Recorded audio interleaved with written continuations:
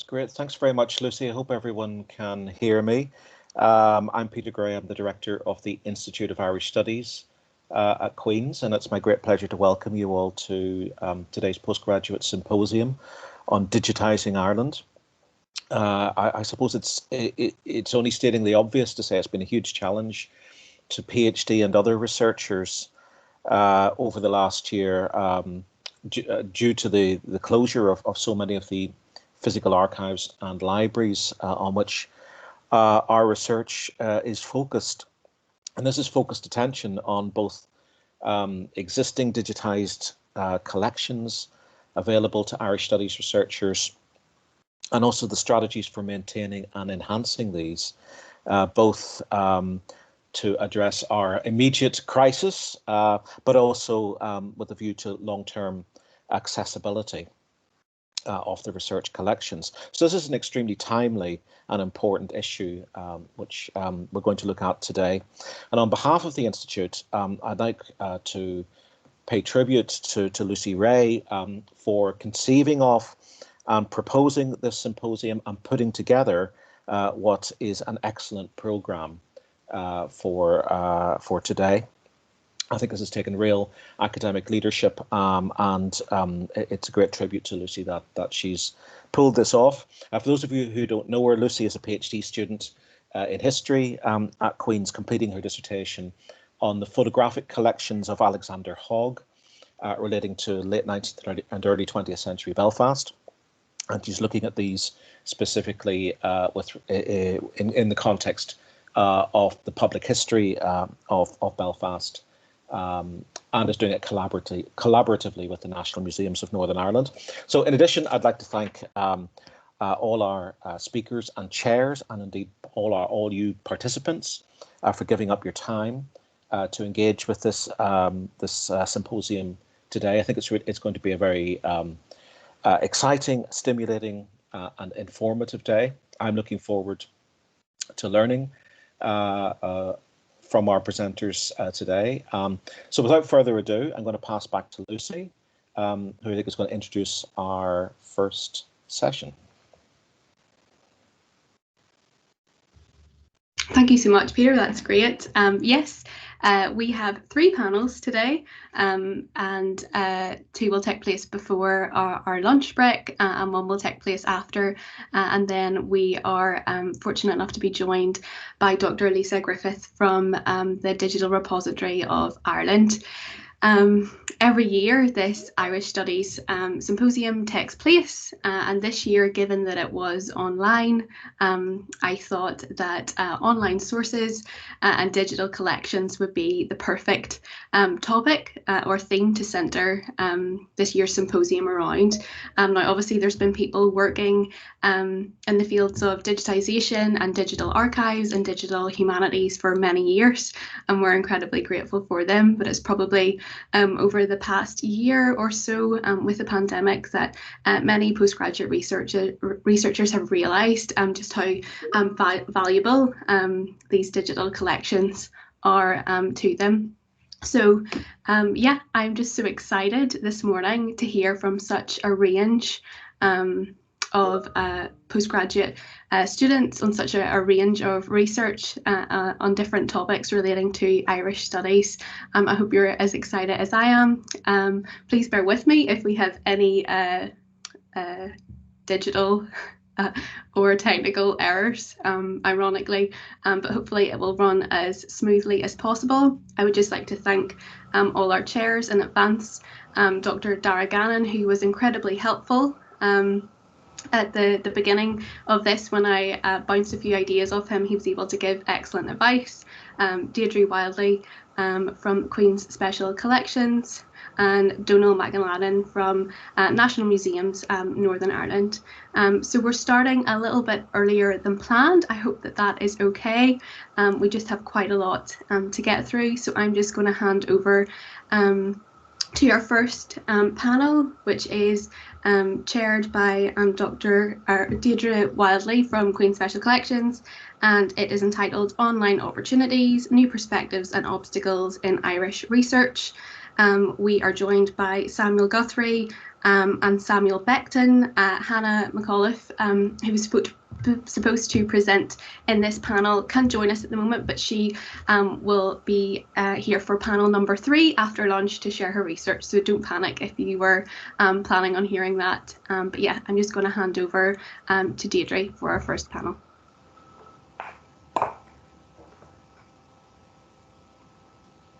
Good morning, everyone. It's a beautiful morning here on the Ards Peninsula, so I hope you're sharing the sunshine there too. I shall kick off with Samuel Guthrie from the School of History here at Queen's University Belfast, and Samuel's going to speak about Edward O'Hara, Archives and Ethics during lockdown. Samuel, when you're ready. Wonderful. Good morning, everyone. It's great to, it was wonderful to be here to present with you all, but it's also great to start off the Irish Symposium with an Australian accent. I've just shared my screen. I just want to make sure that everyone can see that. Yeah, looks good for me anyway. Wonderful. That's great to hear. All right. Okay, so hopefully I've seen a few of the names come in, so hopefully I don't admit to too much that I've done in some forms of my research in the past. But I'm going to kick us off with a bit of a curly one. It shouldn't be necessary to break the law in order to find that specific piece of evidence to solve a historical riddle, or to present a paper at a conference. Although that might sound quite melodramatic, I believe I may have breached a bit of intellectual property law in the past, and I possibly could be doing so, in essence, slightly again today, as a result of my work in during digital archival research during the pandemic. Today I want to discuss that work and to touch on a few of the ethical quandaries facing the researcher when conducting online research, particularly in a time of disaster or pandemic like we've all just been through. It's easy today, as our society begins to reopen, to forget that in March of 2020, none of us really knew when we could expect to be in the archive again. Some of us have had the briefest opportunities, yet others have not since the beginning of the pandemic, with some archives and institutions have remained closed throughout, and particularly the same thing for international borders and travel, particularly for us, between Belfast and Dublin. Well, to confess to my own crime, owing to restrictions on movement, the closure of archives, and the unavailability of an alternative copy of some sources, I found myself unable to access vital primary material to prove a hypothesis in my own research.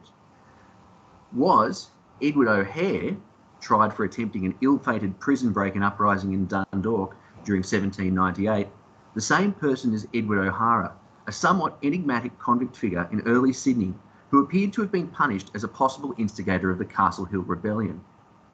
The answer itself to this connecting problem lay in a rogue PDF copy of a surgeon's journal for J.W. Price that had somehow managed to find its way onto what I would kind of call the shadow archive, that is an increasingly large body of work that has found its way onto the internet, either accidentally or intentionally, that has to some extent been curated by some websites out there that aren't exactly the most kosher.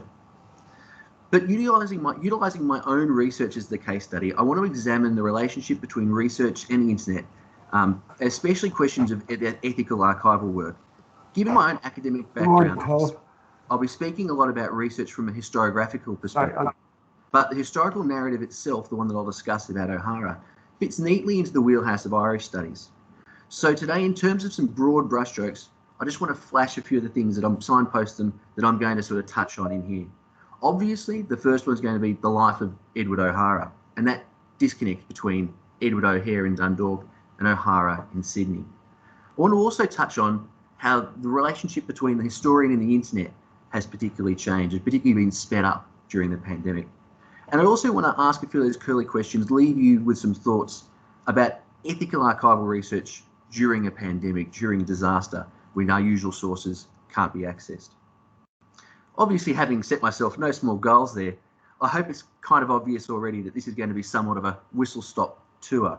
And while I'm afraid that I'm likely to leave you with a few more questions than I do answers, I hope that I start our conference today with a few big questions that might keep you thinking throughout the rest of it.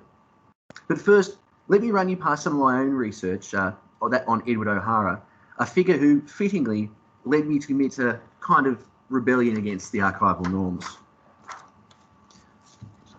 Edward O'Hara was born in 1769. We can see this from church records around Belfast. He was born to another Edward O'Hara, a father, but then he sort of doesn't exist too clearly within the record itself. What we can tell from a little bit of it that we sort of come across later, and I'll get there, is that he was a chandler or a soap boiler, and that he clearly got involved in radical politics. On the 21st of June, 1798, he was arrested in Dundalk. It's an interesting date to have been arrested because it does fit in with the battle at Enniscorthy, with the Battle of Vinegar Hill. But he was up in Dundalk, attempting to lead a very ill-fated prison break that was destined to fail, unfortunately, in a lightning storm. Where we learn this information, we get a bit more information coming out from him, is included in the National Archives of Ireland's Rebellion papers, which include the trial of Edward O'Hara. We begin to pick up a few more bits of information there about his life. We pick up vitally interesting information that he was an Irish speaker. One of the witnesses can only testify in Irish at the trial. We pick up a lot of the politics that he went and he spoke to other people. We can see that he was someone who thought deeply about the plight of the Irish in Northern Ireland. And so he was someone who's going out and actually reaching out to people.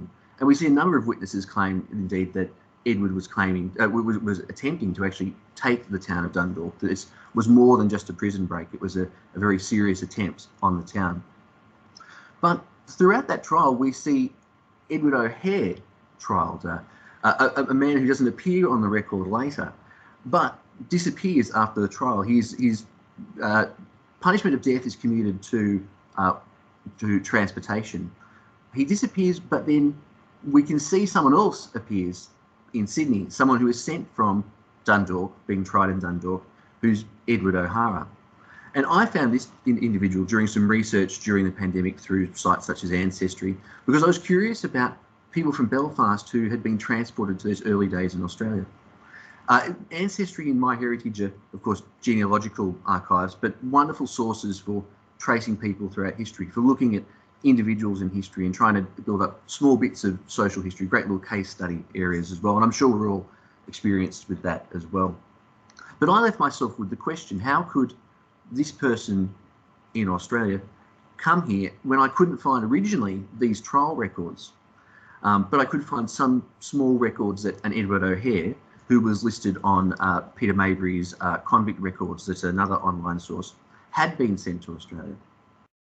And what I found eventually was the Minerva Journal. It had found its way onto the internet, having been at some point being copied at the Library of Canada, and it found its way into the internet. And eventually, through searching for Edward O'Hara, it came into my possession. It's an interesting question because what it is itself was a primary record, and what I required for my research was the primary record that answered the question. But I found it by ways that weren't always the best. And I guess I'm asking the question of, was it ethical to find this in the first place? What it answered for me through Price's, as the ship's surgeon, through his records, he recorded each convict that came on board, their name, their crime, and the location that they had been tried. And it's when he comes on board here, we can see that Edward O'Hara comes on board. And cross-referencing this with the trial records, which are also published in Gavin and O'Sullivan's Dundalk, A Military History, we can see that Edward O'Hara, through his trial, was sentenced to be shipped on the Minerva. So by connecting these two, using this source, of course, that I found on the internet, I was able to see that Edward O'Hare was the same Edward O'Hara who had come to Australia.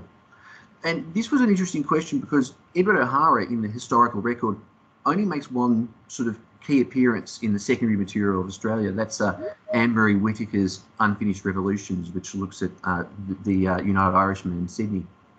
And what I do by connecting these is I'm able to show that O'Hara, who makes only a very brief biographical reference and appearance in Whitaker's work, may actually be someone who's worthy of more research and more reading. We can look back and we can see, unlike Whitaker, who in 1994, when she published that work, didn't have the benefit of the Internet Archive or even the Minerva Journal, which wasn't published until the following year. We can see that O'Hare from Belfast and from Dundalk was quite a serious political activist, as someone who was involved in organising parts of the uprising, organised in unrest, who came and found himself in Australia. We can see in Australia that he's got a couple of things that link him again back. We can see that he's from the same location, that he ends up eventually as a ship's chandler, very closely related to chandler and soap boiler. But also interestingly, he receives a punishment that is the same as other leaders of the Castle Hill Rebellion. Of course, not the execution like Philip Cunningham faced, but being exiled to the area that's now known in New South Wales as Newcastle. So what I'm really getting at there is that this importance of tracking figures like Edward O'Hara. He really shows that through the sort of colonial presence of the British in Ireland, that Irish people were shipped out to, particularly Australia, and they had a very strong influence through the Castle Hill Rebellion and even the Rum Rebellion on the way that New South Wales was governed and how that changed. Particularly under the leadership of Lachlan Macquarie, the influence of a lot of United Irish thoughts can really be seen in the colony of New South Wales, changing the trajectory and bringing a lot of things such as, for example, Edward O'Hara appears as a freed convict as a foreman of a jury, something that would have been unheard of much earlier, but not much earlier. And you can see that through this sort of bringing up of equality and some of the United Irish views, that convicts became more accepted in early New South Wales society and brought into it. And it's important to be able to link those. There are other people within the record, particularly I've noticed another man who was on Minerva as well, Florence McCarthy, who was clearly very close with Edward and involved in a number of escapades, let's just say, in New South Wales, who's also worthy of similar sort of research. Could things in the archive link those two? And of course, the biggest question, I think, is the number of women who are also on the Minerva who often don't even have their crimes properly reported. Could evidence that we can't currently access in the archive connect those two? Now, I want to jump to discussing the relationship that sort of exists between historians and the internet, and particularly how that's been sped up and really put in hyperdrive by the current pandemic. In 2009, which is to jump back, Jerome de Groot flagged the fundamental scepticism of historians towards the internet. He quoted Ludmilla Jordanova from 2005 as an example. How the internet will radically transform, if at all, the nature of historical scholarship is yet to be seen. Although I'd posit that both in de Groot's example and my own quoting there, I think Jordanova is slightly taken out of context. It does lead to the same point. Historians are often the lowest to explain how they do their work. Indeed, that's the key point made by Keith Thomas in the opening to a 2010 piece for the London Review of Books, when he goes on to admit, only too often such revelations dispel the impression of fluent, confident omniscience. The idea that showing how we do our history work can often be the same as showing how the sausage is made. What I want to get to here is to stress that the internet has actually fundamentally changed the nature of historical scholarship, particularly recently. And this extends to researchers pursuing Irish history in this case.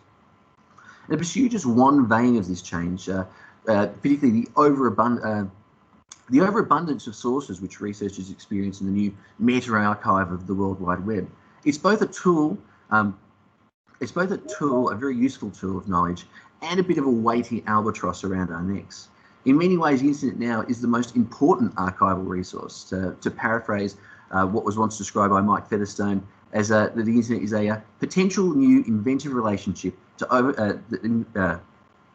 the internet provides, that is, a potential new inventive relationship to knowledge that overcomes the hierarchical relationship found in the traditional archive.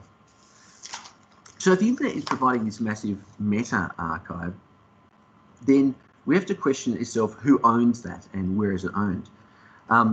If we revert to the time of the pre-pandemic, entering the archive, whether that be Prony or, say, the Linden Hall Library, we can see a much more straightforward version of that ownership. We know that the items themselves are generally possessed by the archive or still by a donor, and that the intellectual property to those belongs to the creator, or as legislation requires, it may have passed into the public domain. But during the pandemic and the closure of many of these institutions, some of them shifted information online, others have remained entirely closed. And so we've turned our attention to other sources. I flagged Ancestry and MyHeritage earlier, and I think they're really good examples. They themselves, as kinds of digital archive possess a lot of records, be they birth records, be they, in the case of Ancestry, New South Wales early convict musters, some of its jury records as well. Those are both places I found Edward O'Hara. But ultimately, these are behind a paid service. They may have been free for a brief period during the early lockdown, but we ourselves had to access them in less than scrupulous, we didn't access them in less than scrupulous ways, that's another point. Apologies for that. But no, these were free in the early lockdown, but eventually they've gone back behind the paywall. Both of these services, Ancestry and MyHeritage, they cost about £100 each per year. When you begin to add up these subscription services, they begin to look like a lot like your subscription viewing services like Netflix and Amazon. They begin to add up, and can an individual historian or researcher be paying for these? Institutions as well, can they be paying for these, particularly the smaller ones? And that sort of brings me around to the ultimate question that I was sort of asking this dichotomy, is that whilst our traditional archives have been forced to close during the current pandemic period, we've been forced online. Some of that online material that's been made freely available has now, to an extent, gone back behind its paywalls. So when we go out and search on the archive, on the internet, this large meta-archive, we sometimes find information that we're not sure of its provenance. We could see PDFs that very clearly are the source. They are the primary source that you're looking for, but we aren't sure exactly where they've come from or how they've made their way onto the internet. In some cases, they might actually appear on sites that do present themselves as some sort of very serious archive, but could have just been collated from anyone's PDFs that they may have picked up from studying at university or just from borrowing a book in the library. So we actually ultimately don't know a large ethical question to start with. It's just where our sources come from. And if we're accessing places like My Ancestry and MyHeritage, do we even know whether we should be paying for these sources? The convict musters of New South Wales should be freely available. They are freely available sources. So too the jury records, but they're behind a paid service. So that brings me to the big question is, when I'm out there searching for something such as the Minerva Journal, should I be accessing the copy that's been copied in a PDF from the National Library of Canada? Should, during a pandemic when every place is closed and I can't travel to Dublin to cross-reference the rebellion papers, is it acceptable that I found an internet copy of O'Sullivan's history of Dundalk, military history of Dundalk? Are these in place of the traditional sources that we should be using? Can we, as the researcher, accept ultimately that this is the way forward? Our sources will be more and more online. There will be more and more questions about the provenance of these sources, and particularly taking the time to detail when a source is the correct one versus when it could have been changed or could have been altered. I suppose that realistically I'm asking this large question. If intellectual property law is not ready for this shift to the internet and items finding themselves on the internet, if I must go and pay $1,000 on Amazon to access a 1995 copy of the Minerva Journal, at one point I think it was a £300 copy was the only copy I could see online, is that what I should be paying to access sources? Is that money even actually going to the creator of that source? These are all sort of broad ethical questions that we face in the archive, and I think that there are questions that we are, during a pandemic and a time that we are forced to go online, we face more often themselves. And I suppose I'm just simply asking that large question of, when is it excusable to access a source that we know has come from the shadow archive, that has come from a less than reputable source, when we know it's the right source? When does that affect our research? And during a time of disaster, during a time of pandemic, is that acceptable itself? I'll just click ahead and leave you with a quick reference list there and make sure that these are on the recording. But otherwise, thank you for your time, and I hope that you enjoy the rest of the day. Thank you very much. So just a reminder around the format for this morning. Questions, please put them in the chat or raise your hand, and we'll take questions after the next speaker. So the next speaker is Samuel Beckton from the University of Ulster and the School of History there. And he's going to speak about the unbroken covenant. Could Ulster Unionists have controlled a 9-county state from 1920 to 1939? Thank you. Samuel, when you're ready.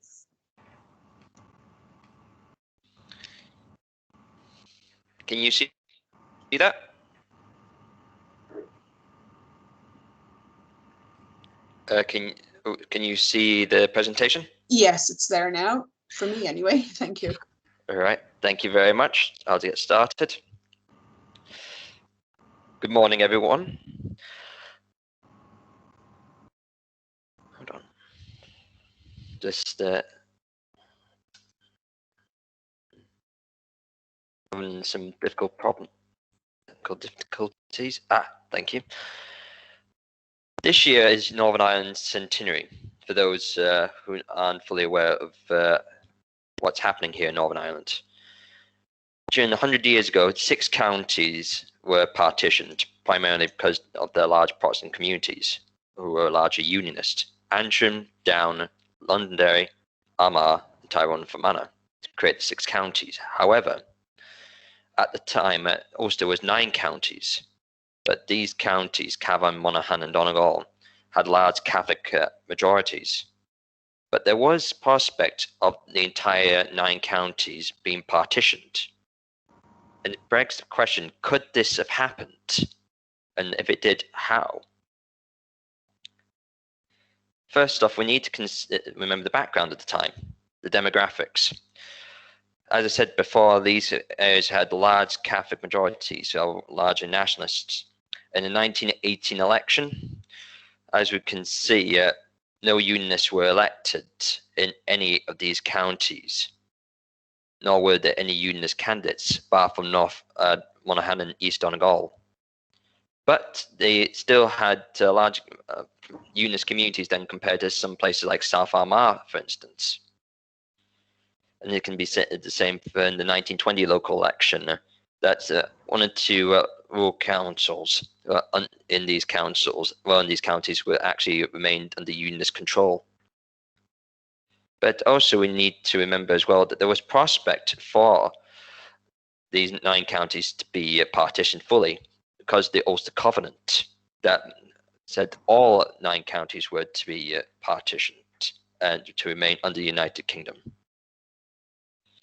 And also during the Home Rule crisis, a number up to 10 battalions of the Ulster Volunteers were created in these counties. And there's not only just politics and demographics, but also was a matter of geography.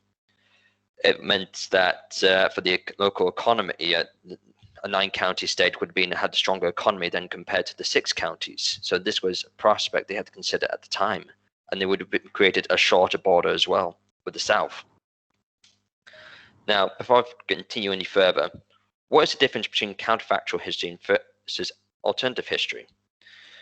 Now, this is important because the further we go away from alternative history is what we consider Man in the High Castle or Fatherland, something fictional, but counterfactual history usually looks at cause and effect. With a shotgun, you can closely arrange a point of divergence. So in this paper, I'm looking at from 1920 to 1939, just 2 decades after partition. Most of the assumptions could be correct, but any further would be more and more likely to not be due to more variables involved. And this is important as well because counterfactual history can be useful in academic studies. In 1974, at Sandhurst Military Academy, both British and German academics actually tried to solve the long-old question, could Operation Sea Lion, the German invasion of Britain, have succeeded in 1940? Now, before we can go into further, counterfactual history is dependent on 2 factors. First, the background. So we'd have to understand, how did Ulster Unionists get into control in the first place? This is by looking at academic works at the time and looking at pamphlets by nationalist conferences highlighting these inequalities at the time, especially by the Northern Ireland Civil Rights Movement. And also by looking at the data at the time that Unionists would have had. So maps and the 1911 census, which gives a lot of information, especially for not only district electoral divisions, but also the small townlands as well. Now, the first thing that Unionists would have been looking at is local councils, local government. As in June 1920, majority of Northern of Ulster was under nationalist control, about roughly 46 to 49%. And this could have changed under 9 counties, because if all 9 counties had been partitioned, this would have actually increased the voter turnout for unionist communities who had learned in February that only the 6 counties would have been partitioned. But it wouldn't have changed much. It may have changed the colonist rule council, because there was only 1 seat difference. But in the large scale of things, no. But it would have been a great concern for unionists to see that that most of these bodies were now under nationalist control, because it affected their legitimacy and control over the region. Now we'll look at examples of gerrymandering at the time, how they got some nationalist councils under unionist control. For example, the city of Derry and Londonderry. In 1920, nationalists were in control by 2 seats. And just a few decades later, unionists were in control with a 4-seat majority. Now, how would this apply into 9 counties? First, we'll go to the lowest level, urban district councils and town commissioners. Now, this was difficult for me because it was difficult to find the maps at the time. But I was able to find a few that I was able to scan. But even still, well, most of these councils were largely had large Roman Catholic majorities, except for colonists. Colonists could have been potentially gerrymandered into a unionist-controlled council. Omagh at the time had 38% only Protestant minority, yet it was able to have a unionist-controlled council. So first I would do is scan the town, then highlight those streets that had Protestant majorities to Catholic majorities. So that those in yellow were Protestant majority, those in green were Roman Catholic, and those in red were mixed. And then I was able to create the wards. So, with 9 seats, it could be possible that unionists could have 5 seats just by doing a few simple changes and creating an establishment of 5 wards. Another thing they could have done to increase control was extend town boundaries. This had happened in Armagh in 1948. Now, doing this, we can see that some areas have some Protestant prominent areas, such as Clonboy and Altered Glebe.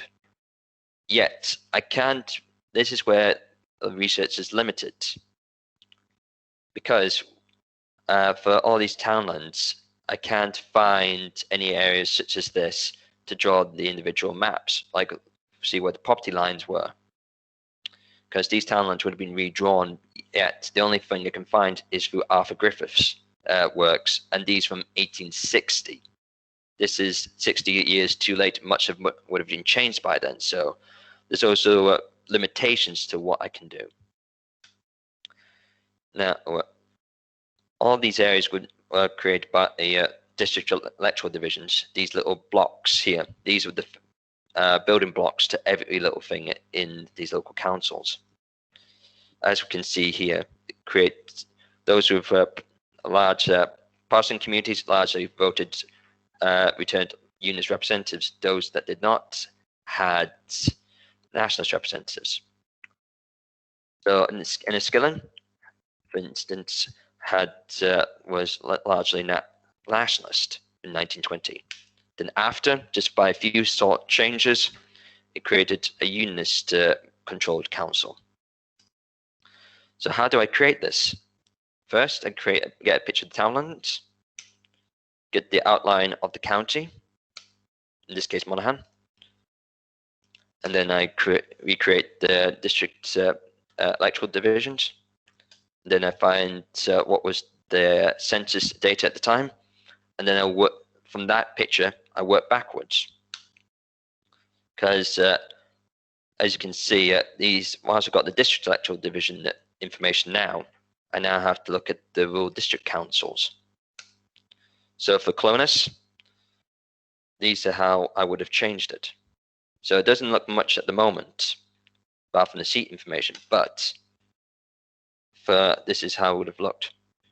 Red is Clonus Urban Council, and the red line represents the Cavan border. So with one short change of the border, which was under their control at the time, you could actually create a unit-controlled council, just a few little seats. Same for Monaghan as well.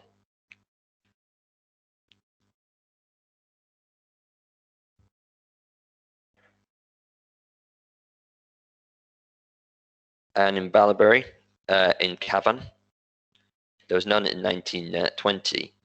Yet, with a few short changes, you can create a unit majority. So this would have the overall map would change for both counties. And then we can see overall how, on large scale things, how could these could have changed the overall look of the demographics of these counties using the 1911 census, creating large controls for the Protestant minority. Then go on to the next level, county councils, the overall control of the county. It would have been possible for Monaghan Unionists to actually create a units control council. As from between 1899 and 1914, when first past the post was used, only four seats ever returned units control county councils. You can notice in the far south, one was returned, but only because for a number of years, the unionist candidate stood unopposed. So that was if nationalists had contended, he would have lost. Now, if we those in the revised, you can see that unionists can now return 10 candidates using micro constituencies, whilst nationalists will only be able to return 8, giving them overall control of the county. Yet, it wouldn't have helped with overall of other counties. Cavan, no matter what, would have still remained under nationalist control. Yet, unionists would have had a better prospect of getting influence in the council. No county councillors were ever returned in Cavan County Council from during this period, because how they were such a minority. Yet, under its arrangement, it could at least return 4 candidates. Sorry. And this looks at the Parliament of Northern Ireland. How would the overall Stormont elections would have looked using these maps? Well, 1921 to 1925, they used STV, or transferable vote, so a form of proportional representation, which is still used for the assembly elections here in Northern Ireland. Now, for Cavan and Monaghan, they would have been merging together, such as Fermanagh and Tyrone was, and they would have returned 6 seats. The same in Donegal. But because of this, how large the Catholic majority was, only 1 unionist seat would have likely been returned out of 6 during this period. Yet, when in 1929 to 1960, you would have seen that during this period of high gerrymandering, of when the first past post was returned, could unionists have returned these seats again, despite being a minority? Well, in Monaghan, certainly, they would have been able to use the Protestant belt through the county to create a small yet secure unionist majority. And this would have been the same as well in Cavan. Though these lines are look very gerrymandered, that's because, as I pointed before, these townlands would have been redrawn, yet as I do not have the data to know where the farmlands were or how they would have been redrawn in what way, it's difficult to show how it would have really looked in this alternate timeline. Yet this is a good idea what it would have looked like, the skeleton almost. But here's the conclusion. Whilst Ulster units, they could have controlled the 9 counties, but this would have been a very limited control. As you can see from the census data from 1861 to 1936, the Protestant community was in decline. And this, whilst units could have tried to make some measures to secure this, to stem the tide, unfortunately, this was likely going to continue no matter what was going to happen. So this after beyond 1939, for instance, after the Second World War, after another demographic hit, it's unlikely that many of these councils would have been under unionist control, even in the best scenario. And in the long run, it would have complicated things for all of both of Ulster. For example, if we look at historic events such as the Troubles, it could have been 10 times worse. Especially when you consider how gerrymandered some of these councils were. For if we said that every Protestant was Unionist and every Catholic was Nationalist, which there are exceptions, but at the time, from the 1920 local data, this is how both the British government and Irish government in Dublin actually looked at partition. So whilst for every 179 people were Protestant in Clones, for instance, could get a seat, it took 381 Roman Catholics to get the same seat. And if we go all the way down to Barry Borough, this would have been much worse, because it is equivalent to basically for every one Protestant that could have a vote, his same vote was valued at 3.5 of almost of every Roman Catholic in the same area. So it's highly likely, as in 2000 and 2001, the census data for both Northern Ireland and the Republic of Ireland reported a Roman Catholic majority. So it's highly likely that the Centenary of this year, in an alternate world, it may have not happened. As I think at the moment, since 2011, there was 50% of the province is Roman Catholic, while 44% is Protestant. And given this latest census data, it could be even further. But it's always interesting to think of these questions of what if something had happened. Thank you very much.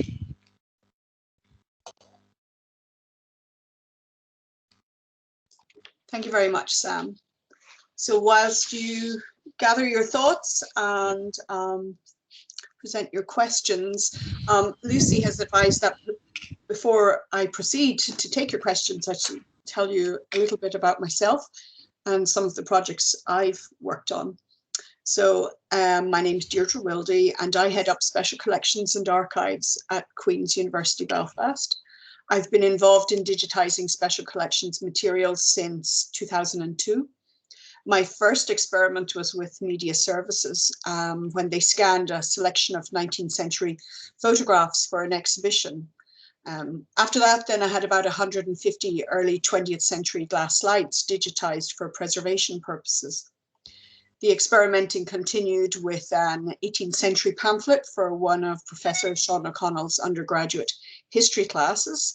And well, really, there was no stopping me after that. The potential for widening access to fragile and rare resources was enormous, or so I thought anyway.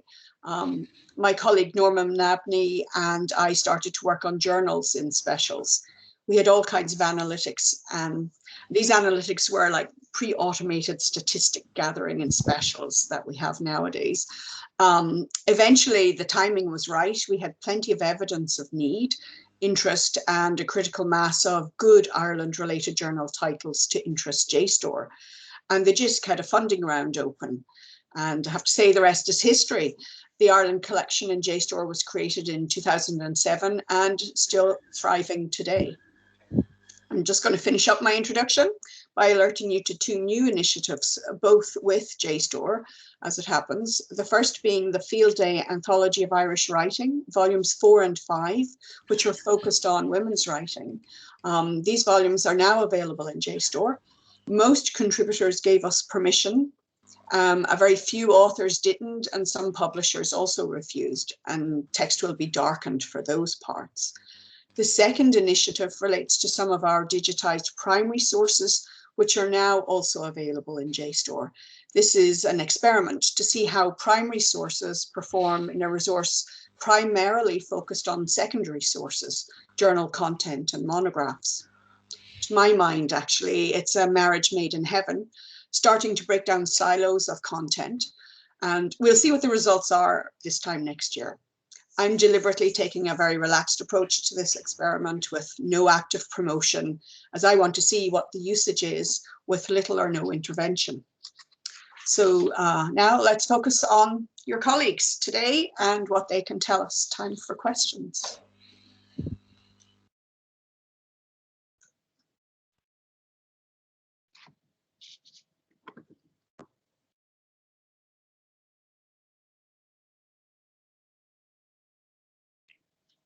I have a couple of comments.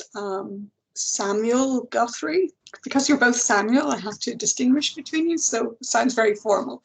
I thought your presentation, Edward O'Hara, was interesting because it raises, that problem of access to archives, more especially information about archives, which is clearly an issue for the digital as well as the physical. For me, coming from my background and sort of professional focus, it emphasizes the need to document collections. The challenge with archives is their uniqueness and the detail required to document them to item level and then expose that granular information for research. It's challenging, all elements of it are challenging. But I liked your use of Ancestry and those kinds of resources because actually I use them a lot myself. I find them useful for how they reveal networks and then the civil records as well. The Minerva Journal, when was that published? You might not have, contravened any major copyright issues at all if it's out of copyright. The publication date range would be sort of. Thank you for the question. I mean, as I had to start with, actually, what you were just talking about, what you're working on at the moment sounds really fascinating. That's a case use. I certainly can see myself using that collection on JSTOR. It's a version of an online archive that is quite wonderful and very institutionally focused in a way it collects things. And I was also going to say, I was talking about intellectual property stuff as I've watched yourself host. I've seen Deborah come into the chat as well, and I realised some of the stuff I've admitted to. But if we're talking about the Minerva Journal itself, so the copy I found of it that I could access, whilst it is an older text itself that itself is out of copyright, the only publication of it that was accessible during the deepest of lockdown was one that was edited by Pamela Fulton, and that was only published in 1995. So there itself, there are some questions about Fulton's own work on that, and to an extent she has edited it and prepared that for publication. There are questions around her intellectual property over that source as well. So, I mean, I guess I stand to be corrected, and I don't know Canadian IP law, and I don't actually know United Kingdom IP law that well, but who knows? It's probably not. But you did credit your sources. So. I do credit Fulton's work. It's a wonderful piece of history. Yeah, so I think you're showing good digital literacy. A credit to Deborah's intuition there, and your awareness of ethics and permissions or rights, very commendable. And you commented then also about the subscription services and the expenditure, because we all take out personal subscriptions because institutional subscriptions for the likes of Ancestry are way beyond what any institution I think could afford. For me personally, because I find it useful, I balance it a bit like what expenditure I might have on monographs. It's just a different type of thing. Yeah. No, it's a fair point, and I mean, look, I pay too. I pay for services. I'd be loath not to mention certain things. Like, it turns out if you use a VPN and access the National Library of Australia, you can get access to Ancestry because it thinks you're on site. But I haven't said that. But yeah, it's you do make decisions about what you pay for. That is the world we live in. But I guess it is interesting to ask the question: should I have to pay to access Ancestry to get the convict muster records of New South Wales? What's apart from them hosting those? If that would be, I guess the question I'm asking is, Deirdre, is if your work for JSTOR was taken, went behind closed doors eventually, and we had to pay a subscription just to get to it, is it does that who's getting the money from the work? Is it going through to the person who's done the work in the digitising, or is it the largest cut going to ancestry.com? I'm conscious that some people have questions as well, but I can say that the work that we did, the Ireland collection, is behind a paywall once you're outside the UK and Ireland, and institutions in that area. And that is because it needs to be sustained, those servers, migration, upgrades, all of that. So it's a modest subscription fee, but it is about sustaining, and sustainability of resources, I think, is important. And I think Hannah's presentation later this afternoon would be useful to speak to that. Okay, I'm going to stop hogging. And Lucy, do you know who? Yes, we have a question from Deborah Wilson. Hi, Sam. Can you hear me okay? Yep. Yeah. And by the way, I agree with Deirdre. I don't think you contravened any copyright legislation at all there. I really liked your paper. I think you raised a really important point about free access to material, which is it's always been here with us, and the open access movement. That would apply there as well. It's a really interesting point about the convict records. You having to pay for them through Ancestry. Are they probably free if you go and use them on site somewhere? I wonder, is that how they're getting around that? Yes, my understanding is if you turn up at the public records office in New South Wales, Macquarie Street, you can access it. But it's funny, I think with lockdown, we all have an expectation that we shouldn't have to go to a place. Yeah, so I think it's a really good point. I'm really glad you raised it. I love your analogy with subscription sites, because that's something that we all subscribe to Spotify and everything. It's a new way. It's all content, isn't it? My question for you is this. I really like the way you brought up ownership and provenance. It's something I always go on about in my courses. And I really advocate an archival approach to searching digital archives. And my question is, do you think it's time to go back to really good old-fashioned historical skills? And I know we have them and we do them, but especially with new students coming in, I wonder about their confidence level in this area. So I wonder, we do need to know about ownership, and we do need to know about provenance. And it's a definition of freedom if we can apply those skills to material that we find online. And what is your thought on that from your perspective?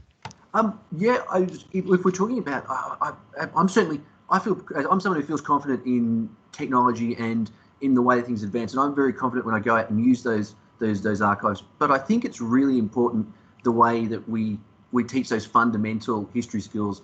I flagged in there Keith Thomas's article from 2010 in the it's essentially on note taking in history in the London Review of Books, and reading that really recalled to me how little we get taught sometimes about how history is done and the work that historians are doing, or any researchers doing when they're actually out in the archive.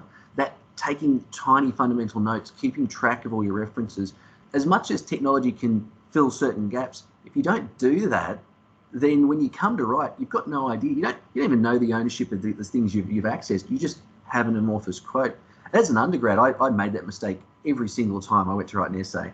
And I think it's something I only learnt as I got older and got more experience.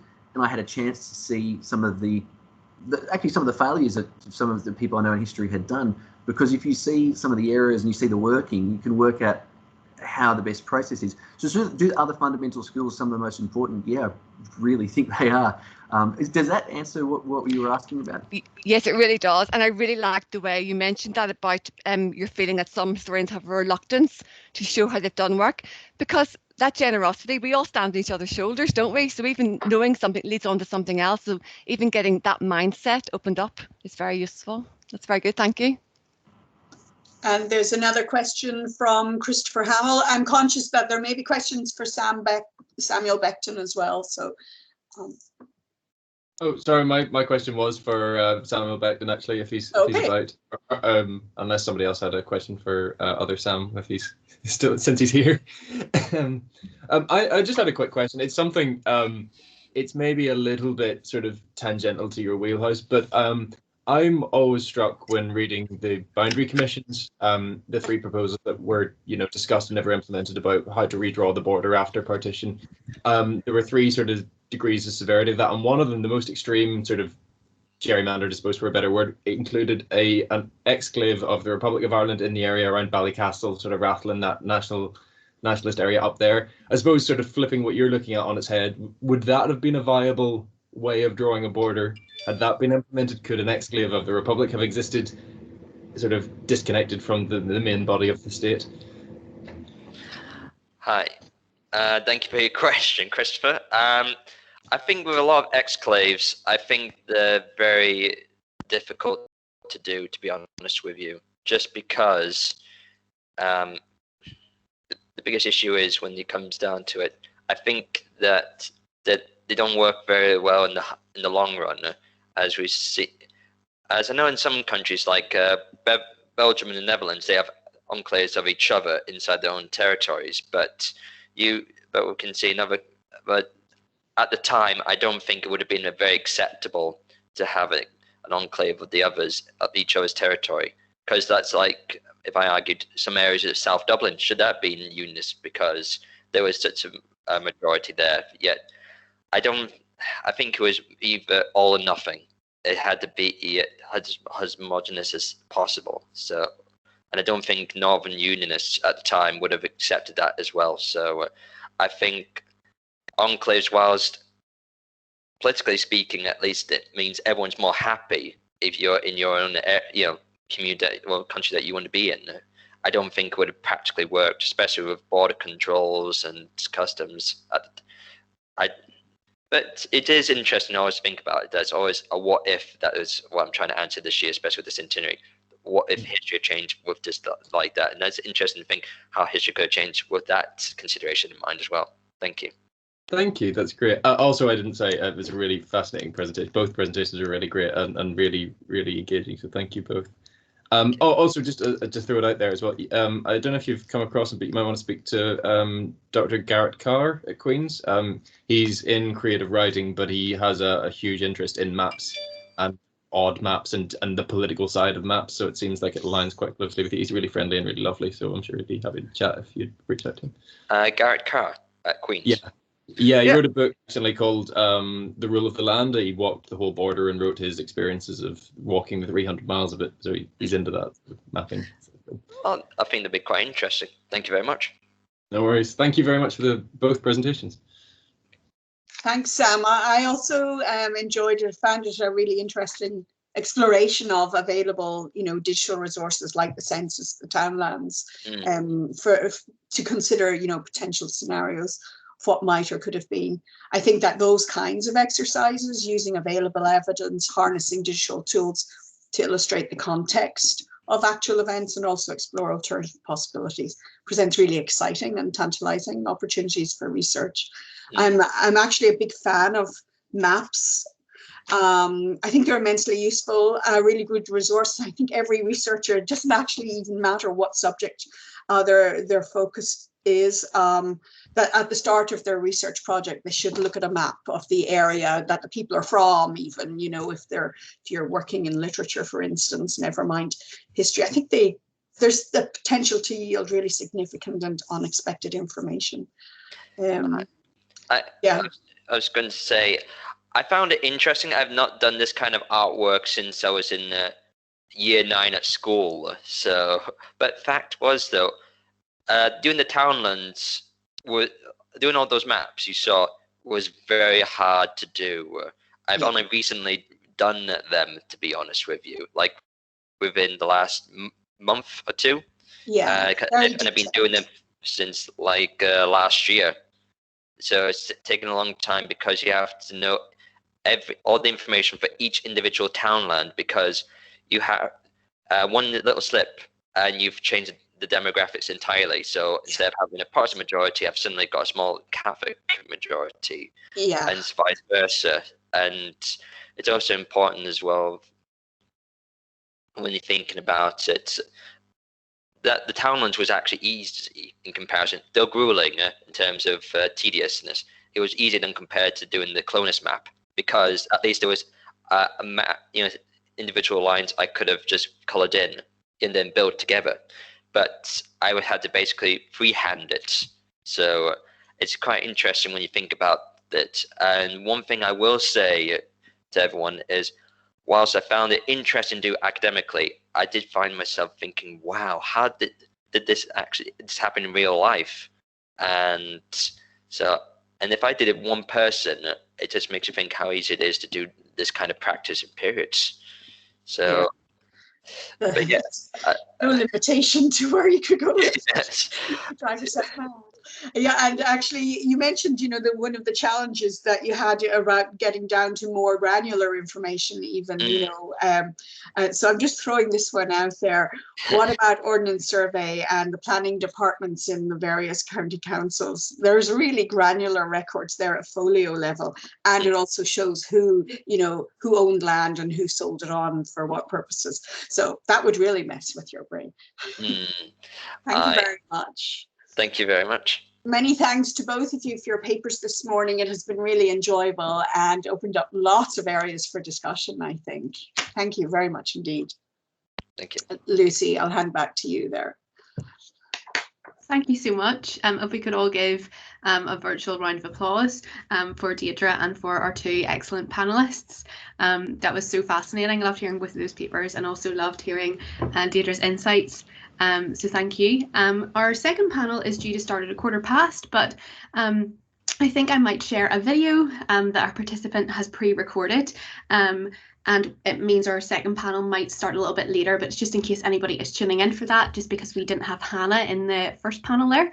So this video is from Jonathan Small and Rob Beckton, who are currently undertaking placements with National Museums NI. Now, a lot of these papers are to do with how PGRs have used digital collections in their research, but some also touch on how they have helped to create digital output for various audiences. And this one's really fascinating. It is showing how both Jonathan and Rob used their knowledge of architecture and their postdoctoral studies to help create content for National Museums NI, predominantly for children, in the form of Minecraft. So I'll just share this video now.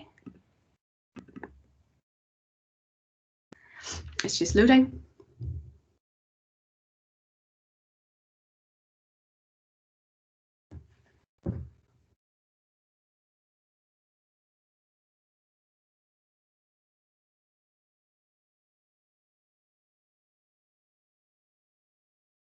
The joys of technology in a symposium about digitization.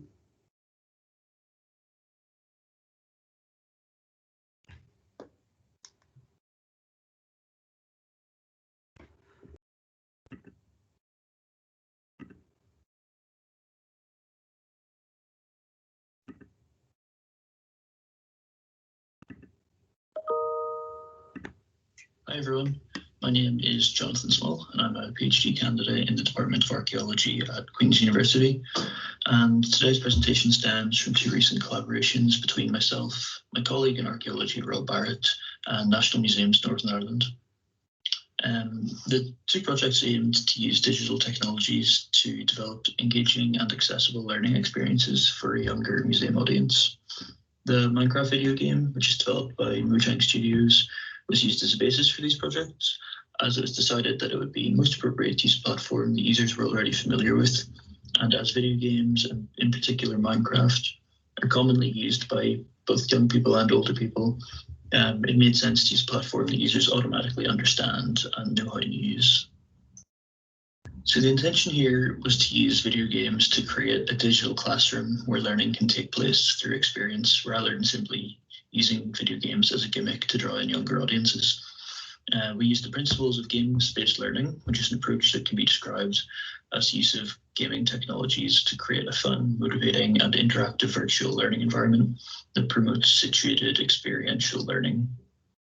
And the creation of digital learning spaces was particularly useful in light of our restricted museum openings over the last year and the increasing trend of home learning.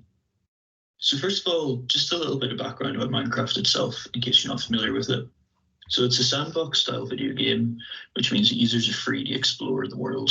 It's a 3D world which is created from blocks, and each block represents different materials like wood and stone and dirt, which users can then use to craft into different structures and items. So unlike a lot of video games, there aren't any specific goals in Minecraft. It's not linear and it doesn't have a story. Instead, it provides a creative context for users to build and craft anything that they can imagine. And it's this freedom, which is of great value for education, as it allows us to develop learning experiences into the game, which provides a platform for players to learn through an immersive experience. So fairly soon after the launch of Minecraft, it was recognised as a useful education tool by museums and heritage organisations. They recognised that it could be used to develop experiences that were really useful for education and learning, but could also be effectively marketed to a wide audience. So for example, the Museum of London used Minecraft to recreate London as it was before, during and after the Great Fire in 1666. And this allowed users to explore the city and experience the fire for themselves, learning about the physical and social changes that the fire brought in. The Tate Gallery also used Minecraft to great effect in the Tate Worlds exhibition, and it allowed users to explore some of the artwork that was on display in the gallery. Specific works of art were recreated as entire environments that the user could enter and explore. They could learn about how the art was created and the stories behind the artwork and the artist.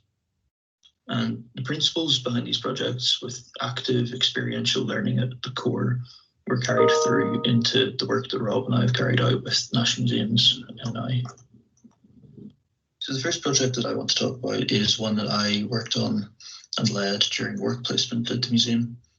And the work placement in general involved the development of new education resources covering the Neolithic period in Ireland. So the Neolithic is a really significant period in Ireland's history. It's whenever settled farming was introduced to the island. And it's a period really well suited to education, as there are loads of surviving monuments dotted around the Irish landscape. And there are also loads of Neolithic collections on display at the Ulster Museum. However, the Neolithic isn't typically taught in primary or secondary school, mainly due to a lack of education resources, and it's not often engaged with during school visits to the Ulster Museum. So my part in this project was to produce a suite of educational resources for the period, which could be used to enhance education. But alongside this, a Minecraft world was created, which allowed users to learn about Neolithic in an immersive and enjoyable format. So this world that I created is called Ancient Ireland. And although there's a few different versions of Minecraft available, the main one would be Minecraft Java Edition. For this project, it was decided that Minecraft Education Edition was the perfect platform.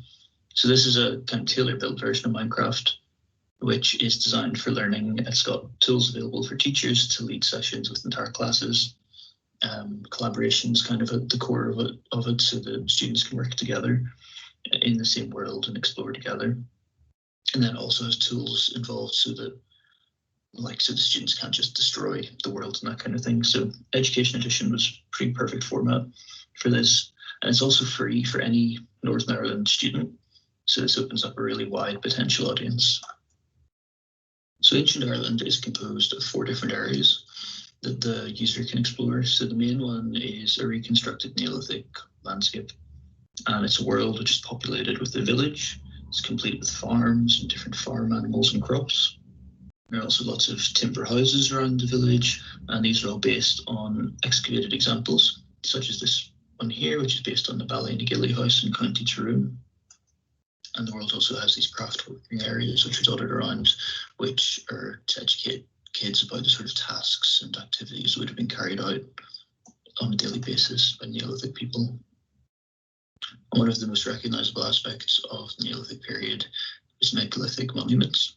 So the world also has examples of different types of megalithic tombs all around the landscape. So here's a court tomb based on the Creggan Devesky example in County Tyrone. And then there's other monument types like the stone circles. And this is an example based on the Drumskinny stone circle in County Fermanagh. So while exploring this Neolithic world, the player will come across different characters representing Neolithic people, and they can speak to these characters who'll provide information about their world, tell them some things about the Neolithic, and set tasks for the users. So these are different quests, basically, which kind of leads the player all around the world and get them to explore. So some of these tasks include helping to build a new house for the village, domesticating some wild animals, collecting different types of raw materials to turn into tools. So for example, players can find this exposed limestone cliff, which is highly visible from throughout the map. And it's got these outcrops of flint, which the players can then mine and turn into stone tools. Users can also find clay exposed beside this river, which is a sort of real life location of where clay might be found, and they can use specific tools to extract this clay, which they can then bake in a kiln to make pottery. And in this way, participants learn about Neolithic architecture, about Neolithic lifeways, about technologies, and they learn all this through experience rather than traditional methods of teaching. And they get a sense of the multiple processes involved in the making of different objects in the past. And they get an idea of how these came from across a really diverse landscape, and people were interacting with the landscape on a daily basis. So one of the potential problems with using Minecraft was how to try to make the world feel real. So typically Minecraft is very bright, very colorful and sort of cartoony, which is, and the fact that everything's based on blocks, sort of rather than high definition graphics, makes this immersion a bit more difficult. So we used a couple of different techniques to make the world feel more immersive and real. So firstly, I designed a bunch of custom textures and imported them into the game to make different materials. So for example, we can get wattle walls, we can get reed doors, we can get things made of animal skins. There's rock art, custom objects like flint knives and pottery and different types of tools. And I also created a bunch of new textures for the villagers' clothing and for the animals in the world, which were all retextured to make them look like real domesticates rather than a cartoon version of an animal. And to add a further level of immersion, the objects were actually based on real Neolithic artifacts from the Ulster Museum's collections. So there's the Malone hoard in the game, there's the necklace found at Creggan Devesky, and similarly each of the buildings and structures were based on a real Neolithic structure or monument from Ireland. So for example, here we have the Ballynahaddy timber circle with an excavation platform, which has been recreated in Minecraft down to, bones being present on the excavation platform. There's also Ballygally House, Ballykeel Portal Tomb, basically loads of real life locations which have been recreated from excavation plans and artists' interpretations. And then this information is conveyed through information panels throughout the world, as well as different Neolithic characters who populate the world. And they'll tell the user all about the real life locations. And then to add a further level of immersion, a couple of different soundtracks were used in different parts of the world. So instead of the music that usually plays through Minecraft, just to make it feel a bit more lived in, the forests and the coastlines of the world have a soundtrack of native Irish bird life and sounds of nature. When players are in the village, they'll hear the sounds of crackling fire, craft working of the villagers, and the sounds of domestic animals in the background. And when they enter one of the ritual spaces, so a tomb or the stone circle, they'll hear rhythmic drumming and chanting. And although totally accurate sounds of the past are impossible to recreate, these elements help to bring the world to life, and they give the user a much more immersive experience. So as well as the Neolithic world, there are 3 other sections of the Minecraft world. There's a virtual museum where users can see different types of artifacts. There's an archaeological excavation where users can help to uncover a Neolithic settlement using proper archaeological techniques. And then there's a free build area where they can use their imagination and construct Neolithic buildings based on their experience in the Neolithic world. So the second Minecraft project I'd like to talk about involves the Ulster Folk Museum, which is a living history museum that recreates life in the early 20th century Ulster. And the museum is set in a landscape of rolling hills with rural farms, cottages, as well as a town that has urban buildings. And some of these buildings are original structures that have been moved and preserved and rebuilt in the park, and some of the other buildings are reconstructions. So due to the restrictions that were brought in for COVID-19, the museum had to be closed, but this presented an opportunity to test new ways of reaching visitors. So myself and Rob designed 3 different workshops, which aimed to test the potential of using Minecraft to reach audiences, and also to introduce them to the Folk Museum and to teach them a little bit about vernacular architecture. So each of these workshops involved a participant recreating some of the buildings from the museum, and they used photographs and information sheets, which gave them a bit of background about the museum and who lived there and where it used to be located, that kind of thing. But the context, the landscape context of the buildings was different in each of the workshops. And we wanted to make the buildings feel a bit more period accurate. So loads of the base Minecraft blocks were retextured, and this allowed a more accurate representation of Irish vernacular architecture. So for example, whitewashed stone walls were added, different building stones like pink sandstone. There were thatched roofs and slate roofs added, as well as sash windows and that sort of thing. The first workshop we carried out involved the users joining a Minecraft world that recreated the landscape of the Folk Museum. So there were paths and fields and vegetation, but none of the buildings. This is to simulate the museum in the 1960s, before they'd actually started to build the reconstructions. So the participants were therefore setting up the museum from scratch. We set out plots for each of the buildings, along with a chest containing possible materials to give them an intro to the resources that we had. And this was intended to see if the participants would be able to use an accurate scale for the buildings, if they would work together to build different parts of the museum, and if they would try to fit their builds into the surrounding landscape. So generally the participants were able to use the photographic references and build the structures with a relative degree of accuracy. They were usually able to determine a scale that worked. They fit the buildings within the plots. They didn't encroach on neighbouring buildings, and they recreated the main features of the buildings. The level of detail on the buildings differed from participant to participant. So some created fairly simplistic buildings, and others added more detail to them. And sometimes this represented the level of experience of the user using Minecraft, but also the buildings themselves. So some of the larger ones just presented a better opportunity to add detail. Like you can see in this sort of progression here, the small shop is fairly simplistic, but within the bounds of Minecraft, there's not a lot you could do with that one. And then going up to the church, obviously it's bigger, you can make it more detailed and more interesting. With Workshop 2, we took a more stripped down approach. So the world was divided into blank grids of grass, and whenever the users joined, they selected one, and that was their plot.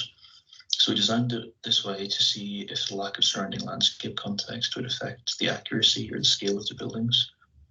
But generally, the lack of restrictions allowed the participants more freedom, and their builds didn't often reflect the photographic references, unlike Workshop 1.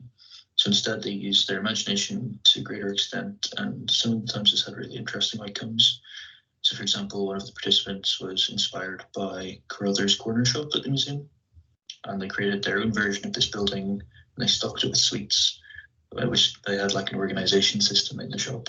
They sold them to the other participants, created like an in-game economy. So interestingly, even though they were separated, this workshop actually had the most collaboration between the builders. So with the final workshop, Workshop 3, we took a more restrictive approach. So myself and Rob reconstructed most of the town portion of the museum, and we used a coherent scale and a coherent building style across the world. So it felt like a sort of designed town. But we left 2 of the buildings unbuilt. and the participants were tasked with reconstructing these ones. So we expected that they would probably be inspired by the surrounding buildings and that their constructions would follow a similar sort of style. And generally this was the case, although the level of detail and accuracy varied, which again was probably dependent on the user's experience with Minecraft. But then they still did use creative license, and especially in the interiors of the buildings. So although, I mean, one of the buildings was a bank, on the interior, I think one of the participants turned it into a hotel, one of the participants turned it into a church. So it was quite interesting to see what they did, even though they followed the sort of general design on the outside. And we also left a third building plot empty. So in the real museum, this is just an area of grass at the minute, but we asked the participants to construct something that they thought should be part of the museum. The intention here was to identify aspects of heritage that the users valued and what they thought was important to preserve. This area was really interesting. So one of the participants designed the actual construction of this new area. They added construction vehicles and excavations and that sort of thing. So it seemed like they thought that the actual process of changing the museum and interacting with it was part of its heritage. Another designed a park and a walking trail, and they based this around the Shrek movie franchise. So it suggests that they value their own modern culture, and they think that that should have a place in the museum as well. So the two Minecraft case studies here, Ancient Ireland and Minecraft at the Museum, both confirm our belief that games-based learning can be used for effective public engagement and education. And games-based learning is often viewed as the sort of point of contact that can encourage further interaction with museums, but we feel that they can actually convey information in their own right, and the experiential learning, which keeps users engaged, is just as important. And importantly, this kind of learning doesn't feel like a significant investment in time or effort for the learner. And it's quite significant, as this investment in time in the likes of education courses and reading books is often seen as a barrier to learning. So this approach opens that up totally. And the potential for museums to use Minecraft isn't just limited to these examples here. It's a really flexible platform that can be used by museums to effectively share knowledge and share collections through really engaging learning experiences. And Minecraft-based projects have the potential to create immersive experiences for a really wide audience, but particularly for the younger generation. And that can foster an interest in the past at a young age and keep them engaged with museums and heritage. The ability to deliver these experiences remotely is really helpful. And allows further travel restrictions to be mitigated, but it also allows access to collections and heritage to an overseas audience who wouldn't normally have access to it. So thank you very much for listening. Hopefully you'll find this interesting enough. And if you have any interest in the Ancient Ireland and Minecraft world, it's available on the Minecraft Education Edition website. Thank you.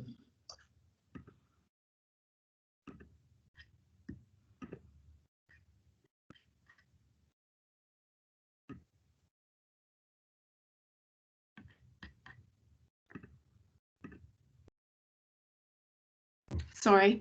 I hope you enjoyed that video. I'm sorry about my emails pinging through. I hope you were able to hear it okay. We are just moving on to our second panel, which centres around oral history and sound archives. We are just running 10 minutes over at the minute, so I hope you don't mind if we kind of run slightly later into lunch. I'm sure we're probably all in our own homes or workspaces, so we'll be okay. The second panel is entitled Virtual Voices, Revisiting and Preserving Online Sound Archives. Our chair is Dr. Magdalen from National Museums NI. So just hand over to him. He will introduce our presenters and then he'll share a little bit about himself at the end before we go into questions. Thank you. Thank you, Lucy, and I look forward to hearing our three speakers. I know a couple of them, so I'll leave that to the end. So the first paper today is from Conor Murphy of Trinity College Dublin, School of History. Memories of a Magdalen Laundry, Revisiting the Magdalen Oral History Collection. So over to you, Conor. Hello and good morning from sunny Dublin. I'm I'll just try and share my screen now. Just one sec. Sorry. Okay. Okay, can we see that? Not yet. Okay. Okay, so share content, is that correct? Yeah. I've shared content. No?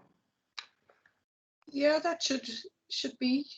So I have. Sometimes there's a slight time delay, a few seconds. I have an introductory slide up there. Can we see that? Not yet. Here. Not yet. Okay. Unfortunately, I'm not hugely au fait with Teams. So to share my screen, do I go into share content, is it? Yeah. Okay, so I'm on share content. Is it a PowerPoint, Connor? Yes, now, is that it? That's you, yep. Yeah, are we there? Great. Okay, thank you very much and apologies for that. Well, good morning. My name is Conor Murphy and I'm currently studying for an MPhil in Modern Irish History in Trinity College, Dublin. Before I present this short paper, I would just like to thank Lucy for her kind invitation to speak here this morning. And I would just like to say what a great honour it is for me to address the Institute of Irish Studies Postgraduate Symposium. If I may, I would like also to mention my undergraduate tutor, Dr. Michael Durley, and my inspirational postgraduate course director and supervisor, Dr. Carol Houlihan, for all their continued support and encouragement, and for dispelling that ancient adage about not being able to teach an old dog new tricks. However, that being said, I am acutely aware that I am but the mere warm-up act for the auspicious speakers to follow, so I promise not to delay you too long. Finally, although there are no graphic images in this presentation, the subject matter is probably not suitable for little ears. When I began my postgraduate journey, I envisaged undertaking a groundbreaking oral history project, interviewing willing and captivating witnesses about their experiences of historical institutional abuse in Ireland. As an undergraduate, I had completed some work on the Bureau of Military History and was enthralled by the immediacy of the testimonies. I was relishing the opportunity to conduct what Sarah Lowry and Alison Duke term, quote, the often chaotic, spontaneous and emotional oral histories that end up as beautifully crafted projects, unquote. However, it became very quickly obvious that due to the pandemic, face-to-face interviews would be unfeasible. My supervisor suggested that there were a slew of extant oral histories on which I could work. And accordingly, it was with great fortune that I was able to return to a digitized resource which I had previously browsed but had not read in detail. So the purpose of this very short paper is to expand on the research possibilities offered by this remarkable digitized archive and give a brief synopsis of the research I have completed to date and more realistically, that which I hope to achieve in the coming year. The Magdalen Oral History Project is a collaborative research project led by Dr. Catherine O'Donnell and funded by the Irish Research Council. The project comprises 84 transcripts taken from 97 interviews conducted between August 2010 and May 2015. So far, 36 transcripts totaling 2,500 pages have been released and are available online. All the survivors have been afforded pseudonyms. When I initially examined the archive, I considered investigating how the testimonies corresponded to Berber Bevan's thesis that how historical injustice is dealt with is dependent on how historical time is conceived, that, quote, the past haunts the present. How for a victim, trauma and abuse is not a subject for historical examination, but a real and existential threat that she continues to endure. However, it became swiftly apparent that the subject of my research should be simply the extraordinary and too frequently tragic lives of the women themselves. James Smith has commented that because the religious congregations refused access to the archival records, there is an historical vacuum around the important questions relating to survivors of the Magdalen laundries. And Phil Scranton identified an oppositional agenda of an organisation such as the Magdalen Project, which, quote, seeks out, records and champions the view from below, unquote. The work of the Magdalen Oral History Project supplies many of the answers to the questions that James Smith posed and that were central to the experience of these women.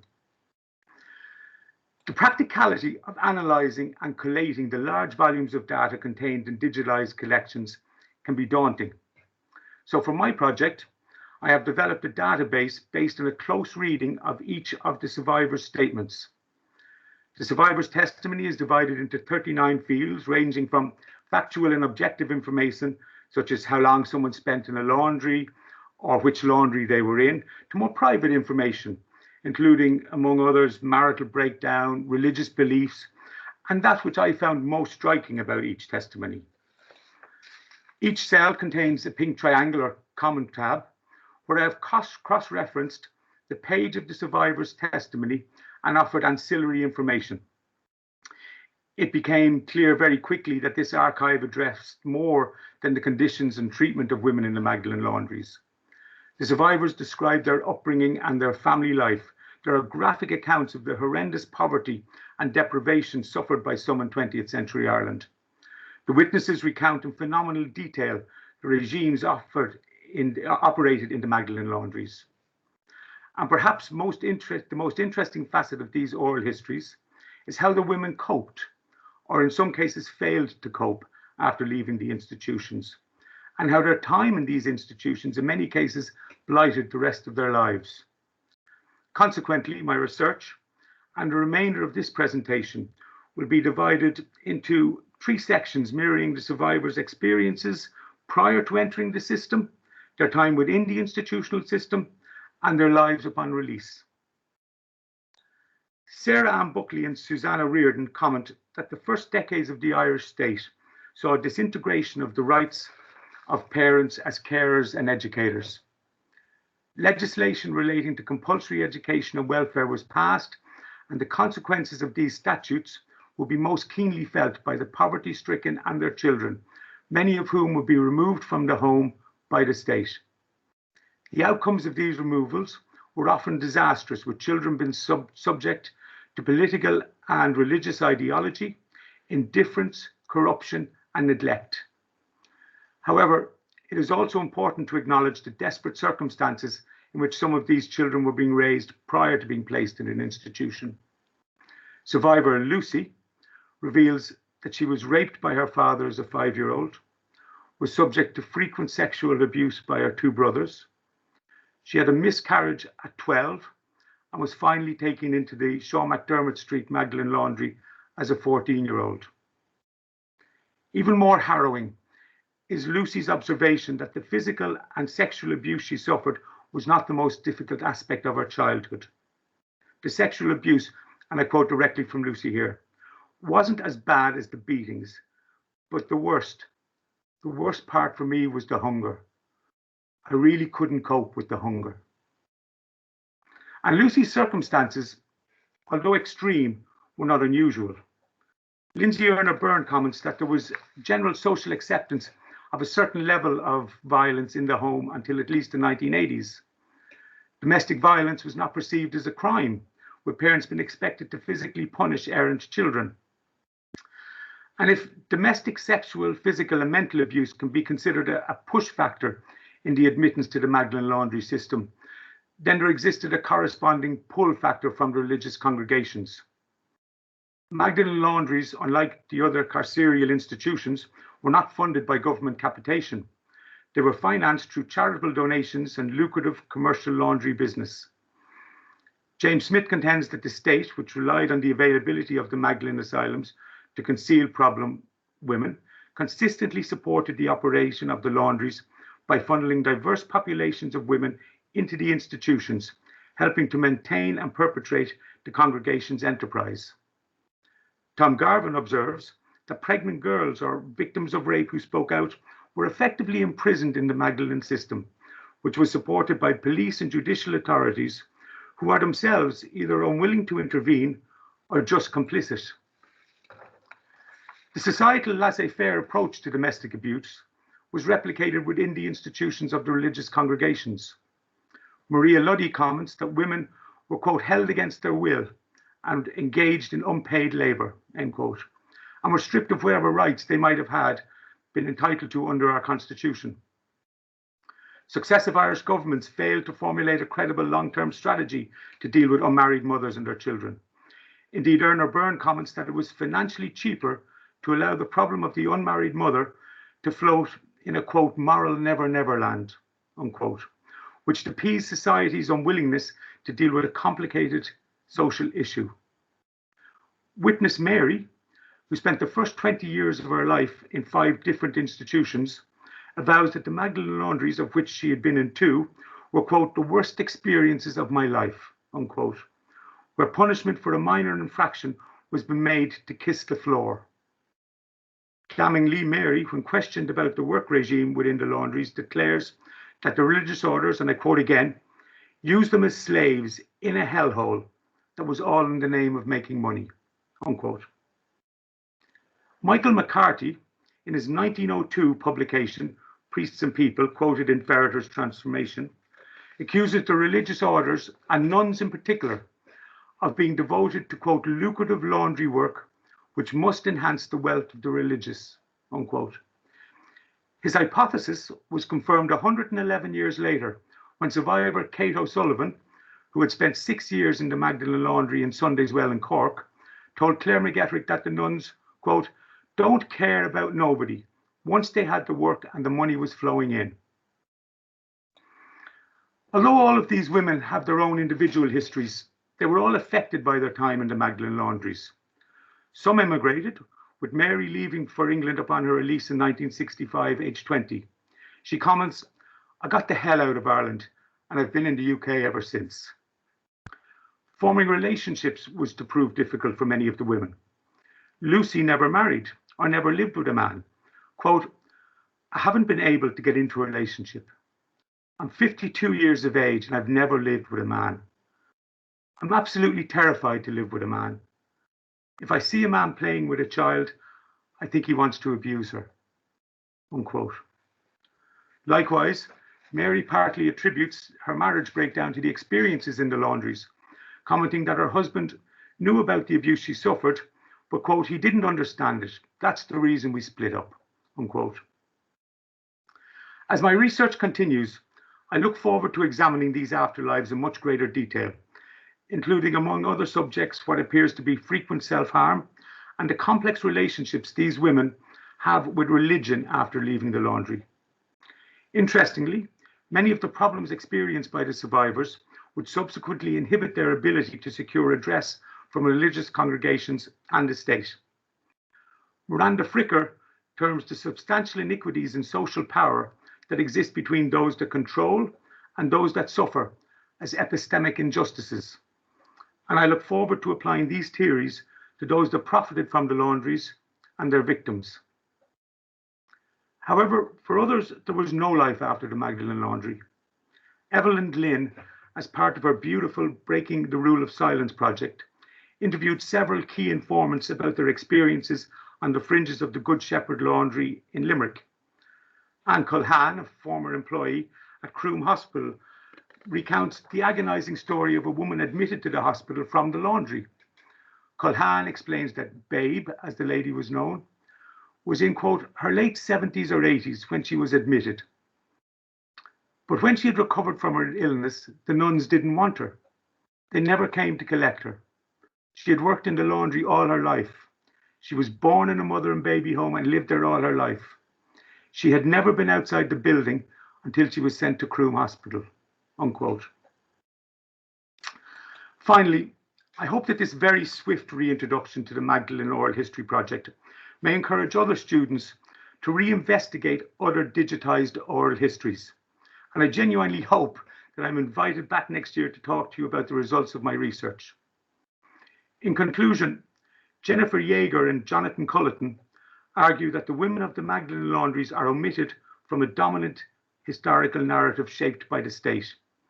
The McAleese report comments that it could not make specific findings related to the living and working conditions within the laundries in light of the small sample of women available. However, the oral histories collected by the Magdalen Project are invaluable sources in not only appraising how the laundries were operated and the people within them treated, but in how survivor narratives may challenge those of the state. Robert Perks and Alistair Thompson assert that by involving the witnesses in creating their own archive, oral historians may uncover previously forgotten accounts to, quote, challenge dominant histories that underpin repressive attitudes and policy. The continued growth of interest in oral history and the ongoing digitalization of archival collections, such as the Magdalen project, will, asserts Guy Biner, instigate an overhaul of Irish social and cultural memory.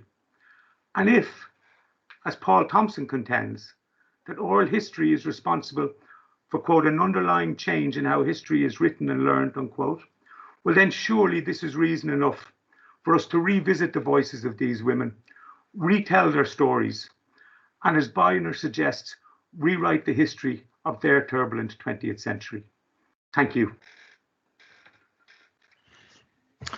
Thank you, Conor, for that very thought-provoking and enlightening presentation on a difficult subject. So we'll take questions on that at the end with the others. Thank you.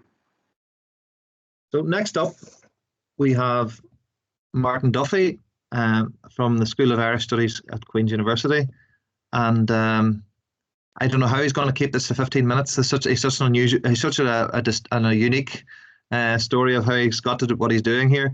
But his talk is Digitizing Narrative Accounts of the Troubles, a review of a segment of the British Library Unlocking Our Sound Heritage programme. I leave it to you then, Martin.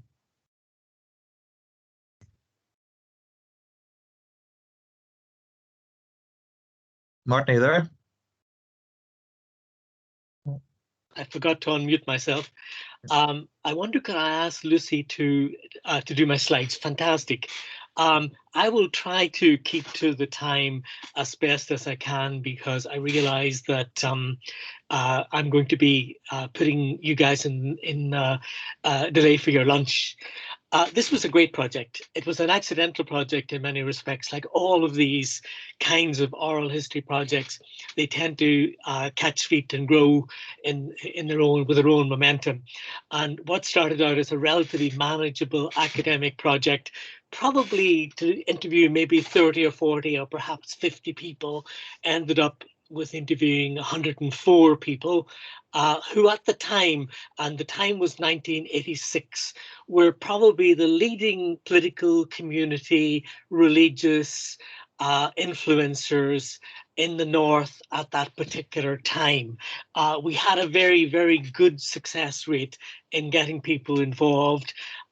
We weren't distinctly talking only about the experience of the Troubles, because our narratives were talking about the memories of people dating back to the 20s and 30s.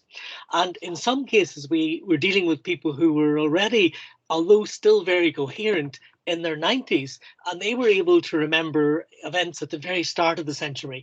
So we were, in a sense, using a kind of methodology that you might call back projection, a little bit like Alex Haley's Kunta Kinte, where essentially the tribal memories of society, the Northern Irish memories of the earliest days of the state, were back projected. And at the same time, we were also asking rather gently, rather diplomatically, about the experience of the recent Troubles. So it was quite a mixture of a project. I'll move on to the second slide. So actually, like an iceberg, I think many of these projects in oral history, they essentially are like icebergs. The top of what you see, the actual project, the interviewing, is only a small section. Most of 1985 was spent contacting the people, making the right judgment about representativeness, and even then the project spiraled greatly out of control. As I said, I was thinking of a maximum cap of around about 50, and we ended up with 104.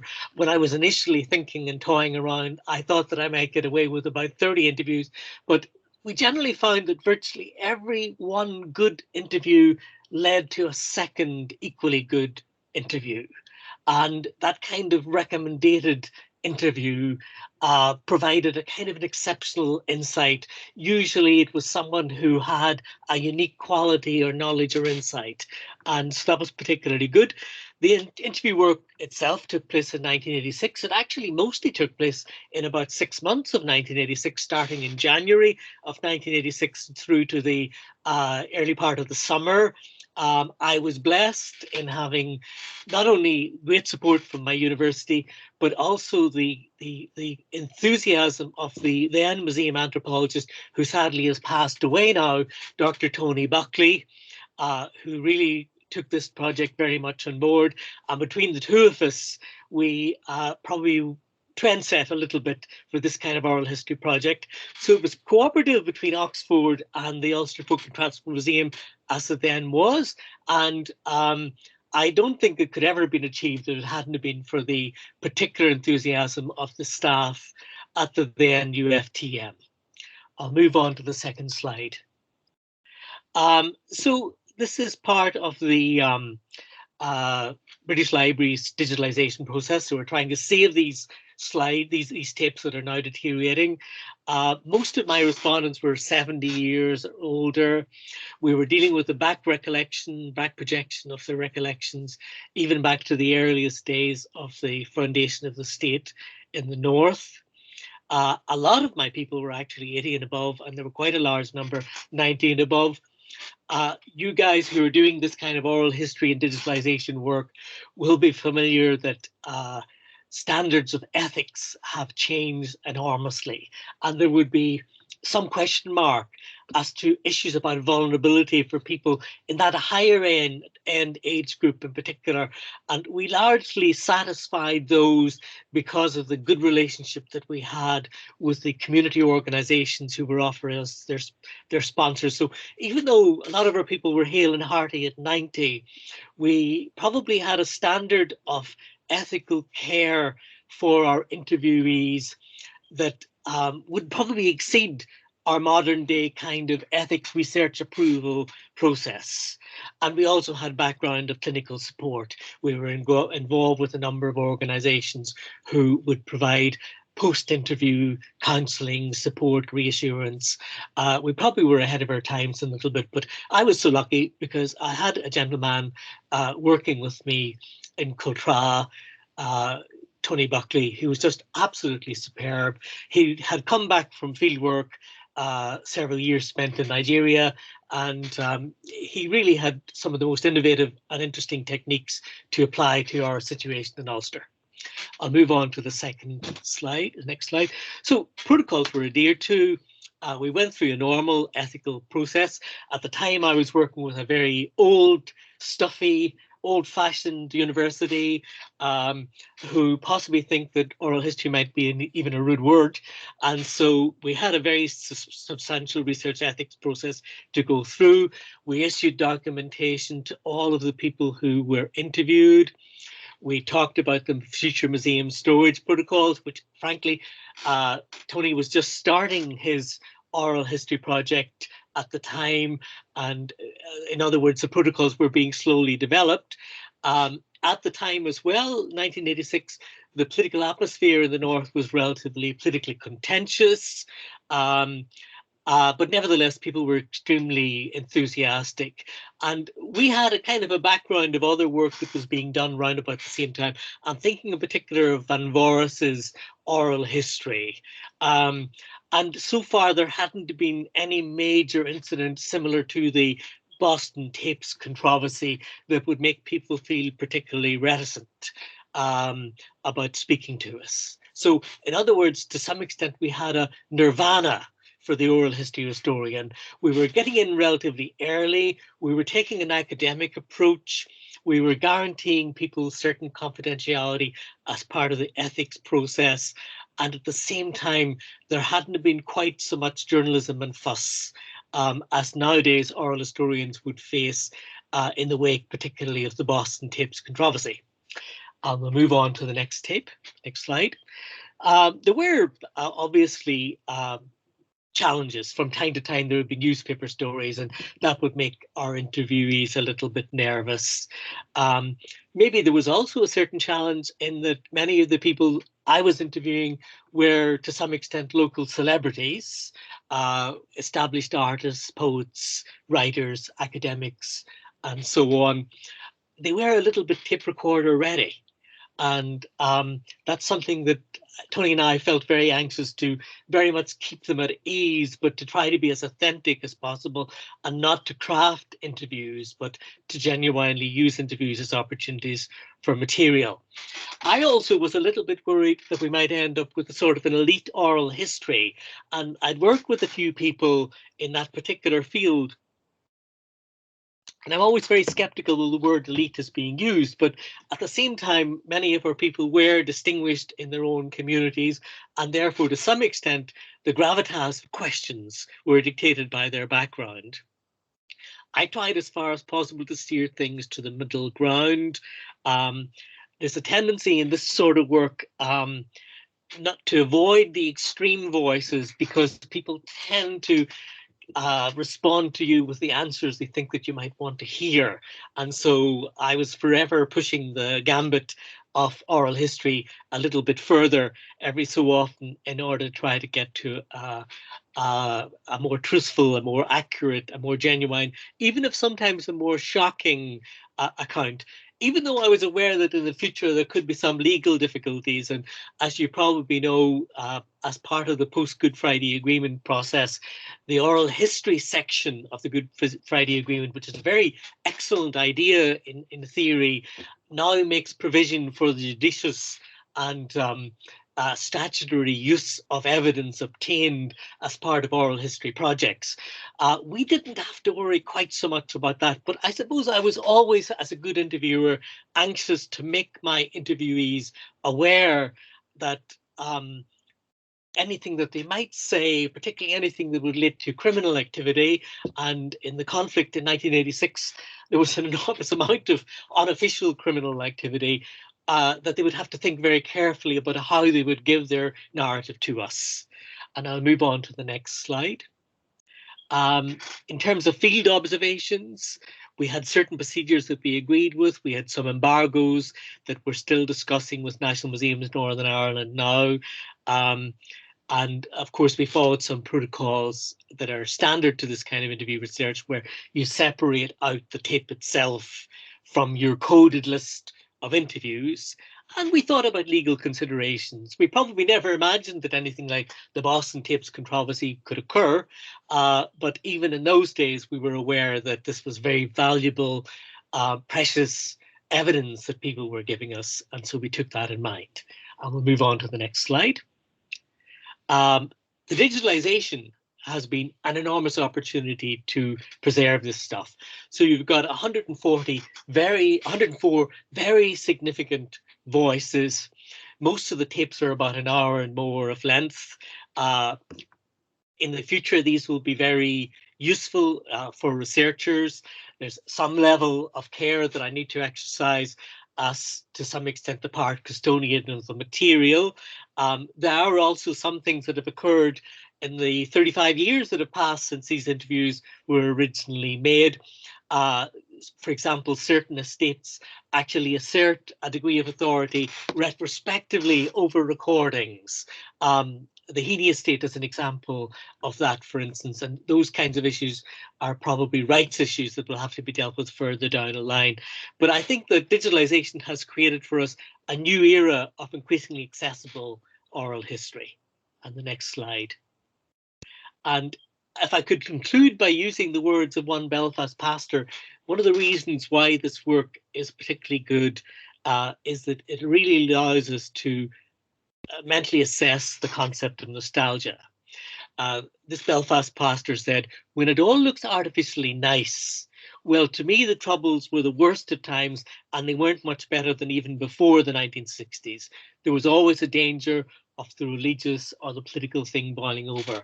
And that's one of the things, one of the lessons that I learned from this particular project, that very often you have to distinguish between a tendency of the interviewee to speak to you from the middle ground, from the modest, broadest view that they can, and sometimes a reluctance to tell you the extremes of what they may well have seen. And so it takes time to relax an interviewer in order to be able to get to that extremes. And it's very much that which we're looking for. So thank you so much for listening. If you would want to follow up on this, thanks to the generosity of Donal and his colleagues in National Museums Northern Ireland, there's a section of the website of National Museums Northern Ireland entitled Blogs, and there's an account of the work that I've been doing in the blog section of the website, National Museums Northern Ireland. Thank you so much. Thank you, Martin. And you sort of confounded my expectations that you managed to squeeze that immense project into the time allocated. But you, I should have explained perhaps in advance, but I didn't know if you were going to do it, that you're now going back 35 years later and cataloguing these recordings from then. But that leaves so much for us to discuss or ask and question. So we leave that for now. So the third and final contribution in this session is coming from someone involved in the same project. And you've heard him not too long ago, most of you here today, and that's Sam Guthrie of National Museums NI and Queen's, and he is now going to present on Irish Voices in the Archive, Unlocking Our Sound Heritage at National Museums NI. Over to you, Sam. Hello again, everyone. Just make sure my screen, everyone can see it. Yep. Wonderful. So just a heads up, I'm going to be playing a bit of audio throughout this. I have checked this, the sound levels are okay. But if you've got headphones nearby, you might want to click them in. This is Brendan Adams on the 16th of September 1981 with a rather long letter. And why I'm writing this letter is that a year's time I will be retiring, and this letter tells how the Ulster Dialect Archive was set up and what any successor should do with it. That was the voice of Brendan Adams, a formative figure behind the archive here at the Ulster Folk and Transport Museum today. And it's at the heart of my paper. Adams was a linen merchant, a member of the Belfast Naturalists Field Club, and also the founder of the Ulster Dialect Survey. Moreover, he would eventually become the first archivist of the Ulster Dialect Archive in 1964, a post he held until 1981. I'm here today to discuss my work as a cataloguer in a growing archive, and by extension to kind of try and sell you on something. That would be what is fast becoming the premier digital archive anywhere on the island of, premier digital sound archive anywhere on the island of Ireland. And it's a direct descendant, in a way, of Adams's own archive that he was discussing in that extract. To illustrate that point, I'm going to draw on some examples from the tape-recorded survey of Hiberno English speech, another linguistic project which was an extension and an evolution of Adam's dialectical approach to the whole of Ireland. And this was founded along with Michael Barry of Queen's University and Philip Tilling of the University of Ulster.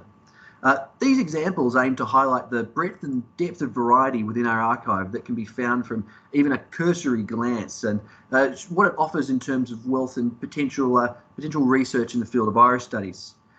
First, however, I'll give you some background on the Unlocking Our Sound Heritage project that Donal is the project manager of, and that Martin is one of our volunteers on, an intern on, here at National Museums Northern Ireland. This is... There we go. NMNI has been participating in the UOSH project, funded by a National Lottery Heritage Fund and led by the British Library since 2018. And as a small team, we aim to preserve and digitise 5,000 recordings from our own collection, and along with our partners that you'll see on screen. Some of these partners, of course, most of them based in Northern Ireland, of course, one notably based on the Isle of Man. And of course, in terms of how projects evolve, there are some questions about whether we take the Peroni collection on board. But we have another collection lined up for that spot anyway. Although, as illustrated in this slide, this is really just the tip of the iceberg. This is just our partner collections. So to give the quickest summary of the work that we do, our team currently consists of 4 members, focused on 3 interrelated work processes: cataloguing, digitisation, and rights clearance. Effectively, our work process is to identify, preserve, and record audio formats at the greatest risk. So in practice, we're identifying and cataloguing each physical item, carefully stabilising these when required and preserving them in high-fidelity digital formats. We listen to and create summaries of each and seek out legal rights holders and certain subjects interviewed for future publication permissions. It's a painstaking process and it relies on each of us balancing a best practice approach with our need for efficiency.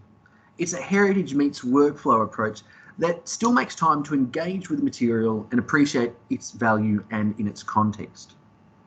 We really are engaged in building a new archive. We're bringing together material from across Northern Ireland and the Isle of Man.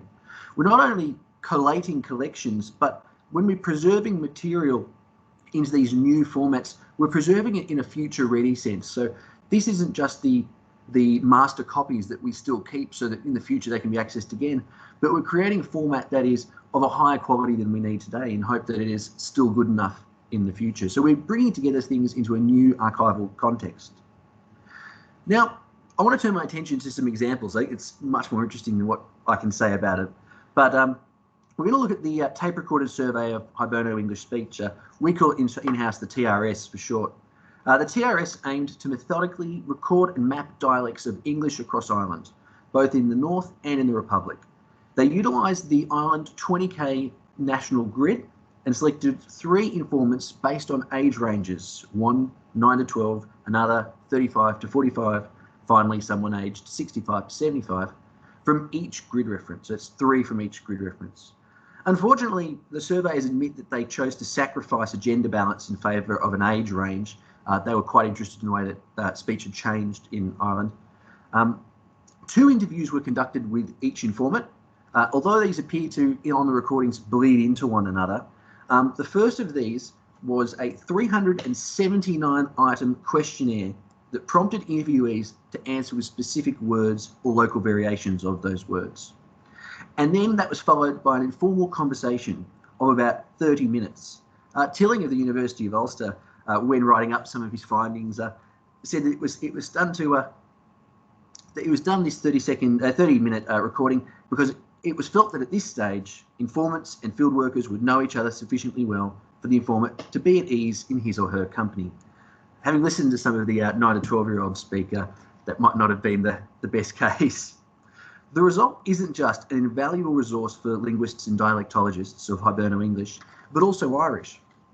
But the consequent archive is also a rich trove of historical, folkloric, sociological information as well. Taking our most recently completed catalogue entries for the TRS, our last set, hopefully, bar the usual stragglers that we find as we go along, I've identified just a handful of extracts to illustrate the value of the archive. These voices have a lot more to offer than I can say myself by way of introduction. And what I do, I'll let them do the talking. What I hope to achieve by showcasing these is the depth of the extent of the material that we have within the digital sound archive. So the first examples I've got here are regarding the Irish language. Well, do you speak Irish in school all the time? Most of the time. You speak English everywhere else? Well, some people might talk Irish to you, just to talk back to them. Are there many people around Dingle who have good Irish? Oh, yeah. Probably the old people. Most of them are old, but the odd few that are young. Do they have good Irish, the old people? Oh, yeah. And you speak English at home? I don't know. You don't speak English at home? You speak Irish all the time? Oh, I do speak English at home, but my mother and father might talk a bit of Irish to me, alright. And what language do you like the best? Well, English, because they aren't from around here and they haven't got much of it. The language?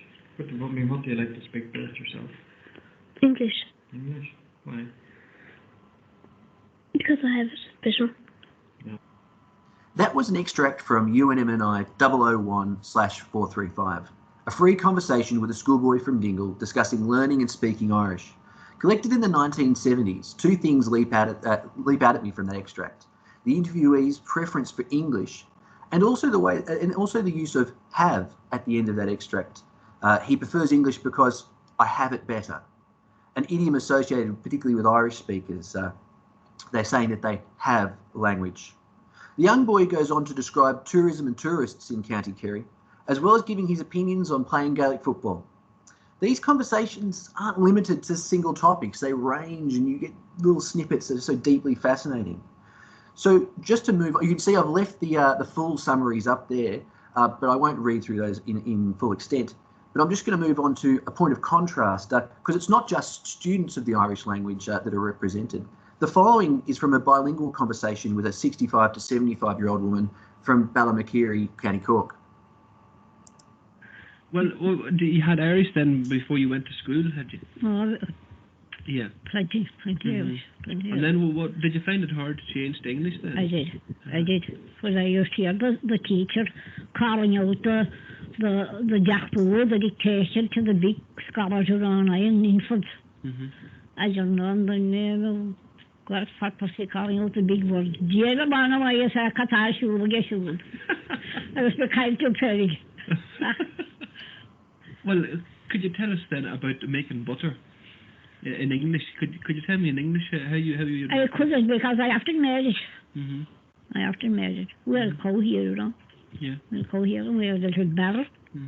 And we had a separator. They call the separator the cream from the milk. Yeah. You know, and keep it for about a week. You keep the cream, put it into your little barrel and twist it around. And you'd have butter after maybe half an hour that way.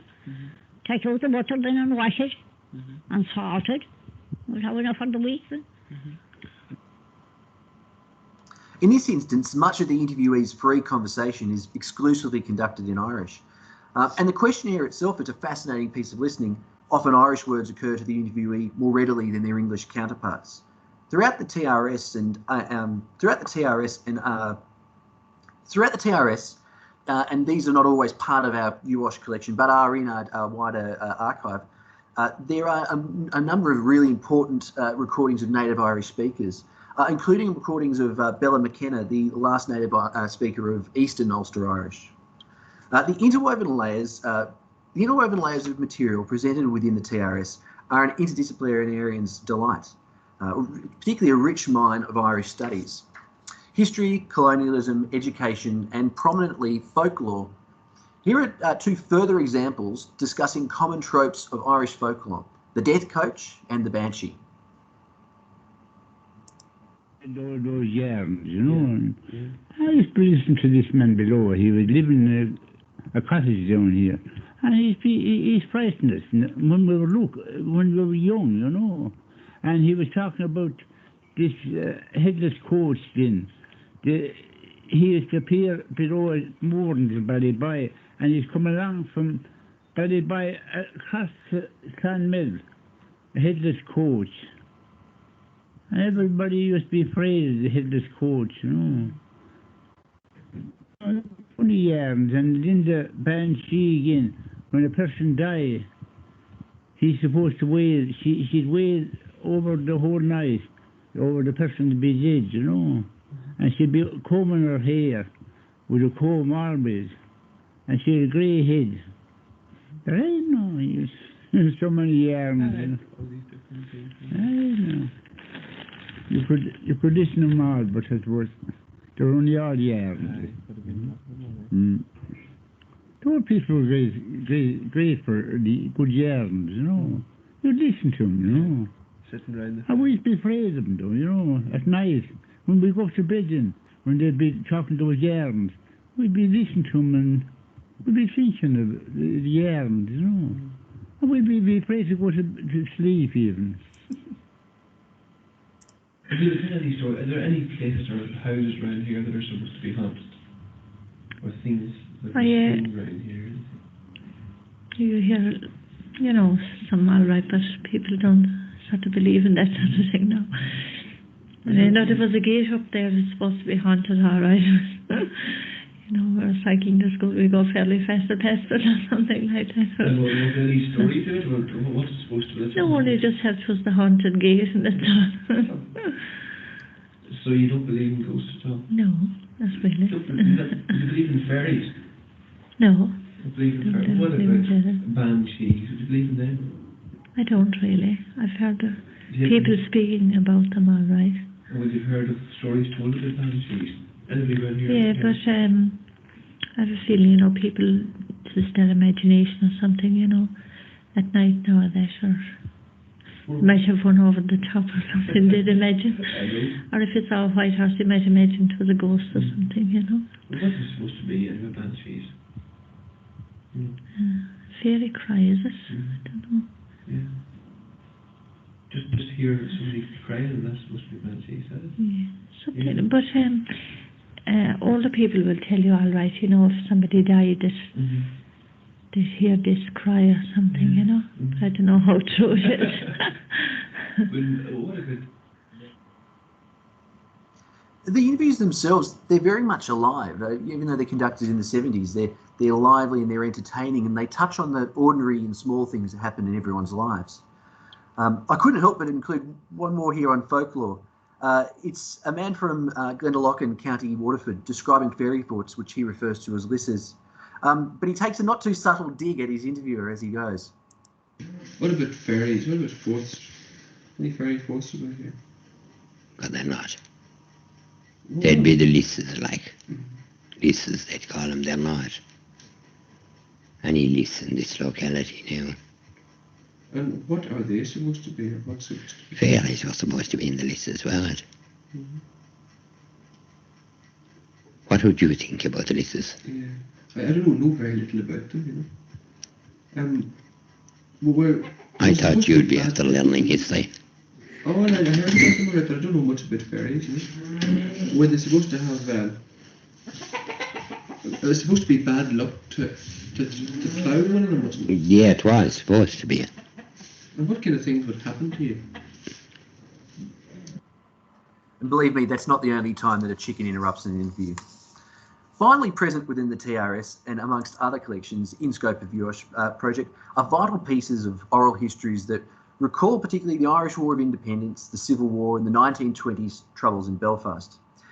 Here's an older man, it's my final example, an older man from Turbot, County Tipperary, discussing his memory of the Black and Tans in the area. Do you remember the Black and Tans? Oh, well, I did. Where did it stay? Well, they stay in barracks. Care and Clohee and Clonmel, all around here. And the RICs then again, they'll stay in the barracks too. Oh, they were a tough time. They were a tough crowd. Well, what happened that time anyway? You see, the IRA was supposed to be ambushed. There was soldiers or police, you know. Supposing there were a lot of soldiers now passing along there, you take positions in a different place now, you know, and you'd fire out there in the soldiers, and they'd reply, and you have to go under cover then. Amongst the TRS collection, these snippets fall thick and fast. Even bringing together the examples for you today, I can already see how the necessities of our own cataloguing can sometimes fall short of the material contained within the interviews themselves. We have to be efficient as we go forward. There's a complete historic and Irish studies level richness to all of this source material. Although without a clear thesis for this presentation, I mean, the point I'm making is to bring across this richness to yourselves as the audience. The sound archive that we're preserving as part of UOSH at National Museums Northern Ireland doesn't have an equivalent across Ireland. Indeed, it is rare enough that an audiovisual archive like ours would exist so freely and so easily available in its current state to both researchers and the public who are interested. We're currently slated to complete our project at the end of September, and despite our efforts, a vast amount of material remains at risk. We only aim to do our 5,000 recordings. There's still much more material, cassettes and reels that remain at risk into the future. And I hope that in no small part by discussing this today and by presenting these examples, I'm showing you an archive, a resource that you might find interesting and you might want to examine. If I'm giving you some pointers to go away from today, I'd certainly say that you can go and check out SAMI, the Sound and Moving Image Archive that is hosted by the British Library. As we complete these catalogue entries that you're seeing on the screen today, they'll be on there. So if you search for UNMNI, you will see our entries as they go up. If I click ahead, this is a complete list of the catalogues that we have, the collections that we have, and you can see down there Martin's own name is on there, his collection, and tape recorded survey is on there as well. And if you want to know more about these collections and have more questions about them, then do feel free to get in touch with myself or Donal or with the museum as well, so that if you've got questions about what is in the archive. But definitely your first port of call, if you're interested in what could be on offer, is to go onto SAMI, Sound and Moving Image Archive, and have a look around and have a search. How I put this together today as a final point was simply one of my colleague, Barry, had completed a cataloguing of one of the lists. We QC'd it and sent it across to the British Library. And in preparing for the presentation, I sat down and I searched through for a couple of keywords, be they Irish, be they Banshees, be they references to history. And I just pulled together what we had. So we have such a deep archive, and then going and listing, we can pick up and learn so more. So I hope it's an archive that you think about accessing in the future, and you can see that there's a lot of depth of value to it that can't just be presented in a 15-minute session anyway. Thank you. Thank you, Sam. Yes, and a great showcase that was for you, Ash. Well, really pleasing to see it being used so well in the short amount of time. Of course, Sammy, the website wasn't named after Sam, it preceded him. He's only been with us since October, but he's got through a lot of work in that time. So we'll do questions and answers now. Lucy, how long do we have? I know that the schedule has changed, so is it okay to ask? Yes, just go ahead as normal. Sorry we're running over a little bit, but I'm sure everybody won't mind because we're all in the comfort of our own homes or offices. So yes, 10-15 minutes is fine for questions. And if you want to say a wee bit briefly about yourself, Donal, as well. Thank you. Okay. Thank you, Lucy. Well, I've been working on this project since autumn of 2019, the Unlocking Our Sound Heritage project. My own involvement in oral history goes back a couple of decades. In my own doctoral studies, I did a lot of oral history recordings and did them in a very amateur way, which I shudder to listen back to. Now, I did too much talking and didn't let the interviewees go uninterrupted. If only I could go back and do them differently now, if those voices are now lost. But I was also working then for a couple of years on the Irish Volunteer Centenary project in Armagh, which involved recordings made in the 1960s and 1970s with scores of veterans from the Irish Revolutionary period. And these were digitized between 2014 and 15. So I was involved in the outreach project for that. So it was an intense project for a couple of years. Really fascinating. I suppose you could look at them almost as the pre-Boston College tapes, because they were recorded and they were recorded at the time when everybody was on the understanding they weren't to be released until after everybody had died, and therefore they only really came to proper public access in the 2010s, pretty much a century later than the events described in them. So those are some of the things that led to me to this project. So again, I invite anybody to submit questions by chat or raise your hand, even better, and ask them. Until I see any, I don't see any at the minute, but I'll ask. I suppose I'll go to Connor first because the order that we heard you in. Connor, you've made the point that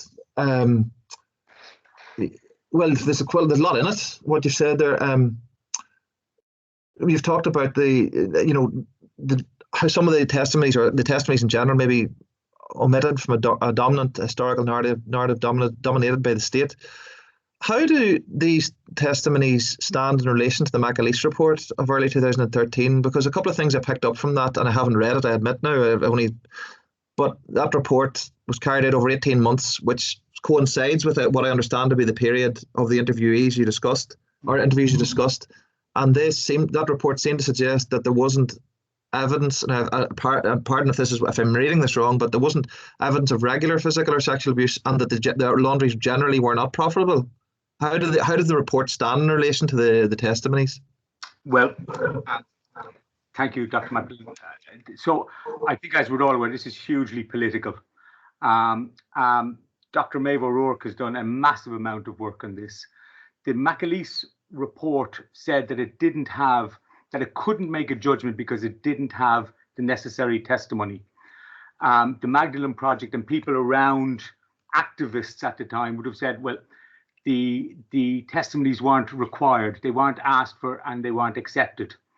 So I think we've seen it in the mother and baby homes recently with the same problem, people saying that they weren't given an opportunity to testify and that their testimonies aren't in the reports.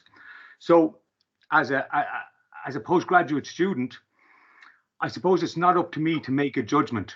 There are people better informed than I am to do that.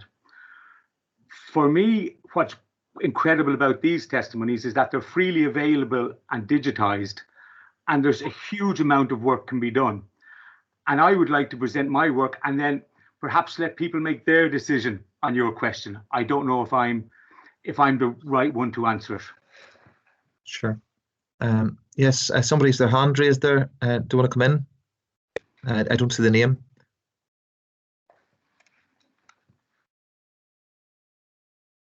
Should I admit them? That's Samuel. Yeah, do you want to ask your question? Yeah. He's mute there, is he?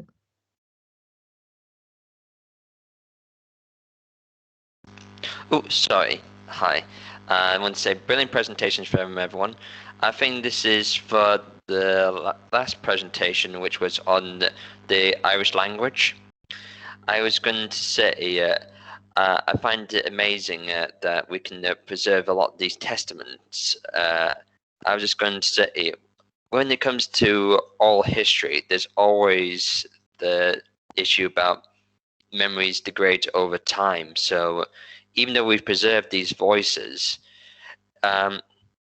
is that something we have to consider? Like, do we have to consider about how valuable these testimonies are in terms of, like, because they weren't done at the time of these events, the inquiries, but like such as the War of Independence, remembering the Black and Tans, but many years, decades later.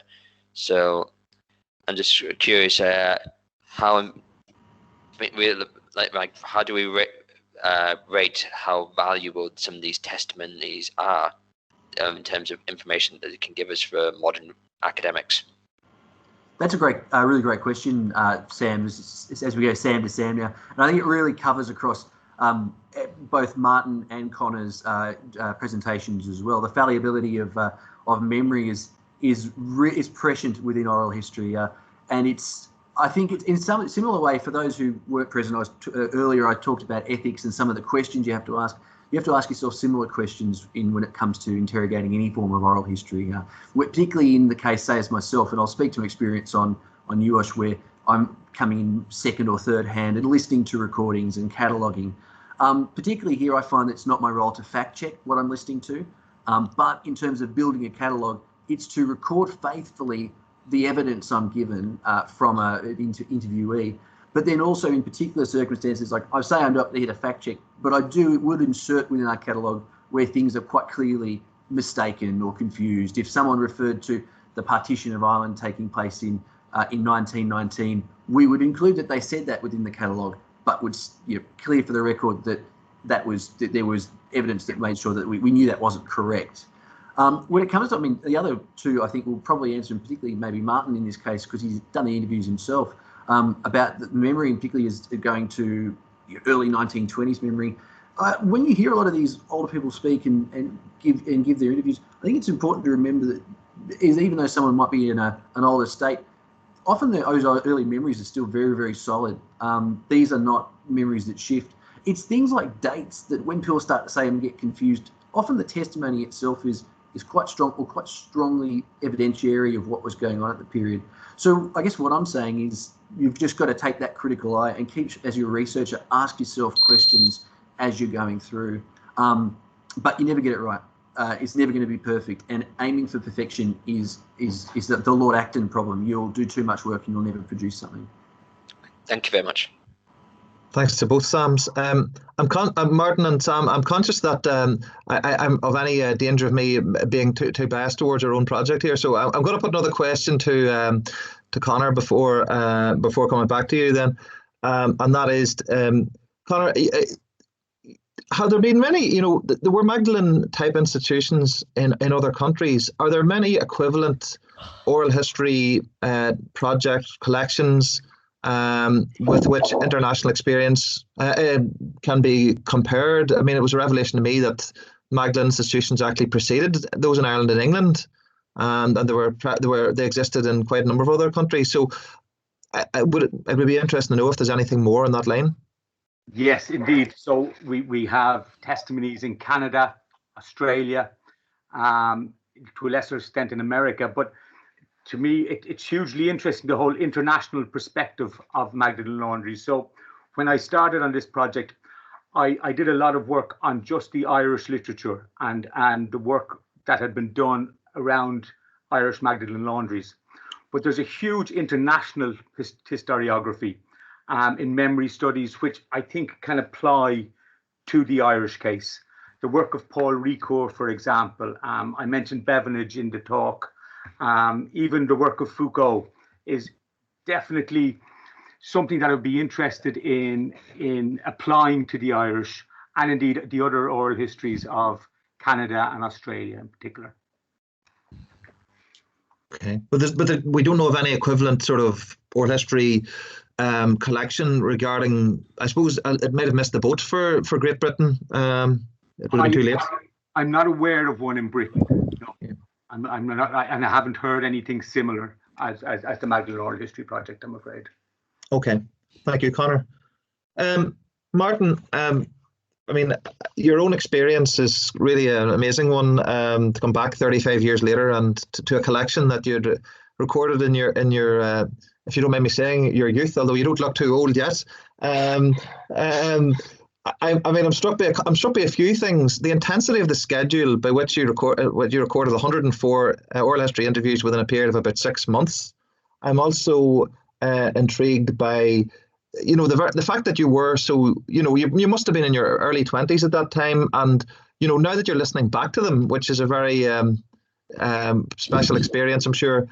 Would you do those interviews differently if you're doing them today?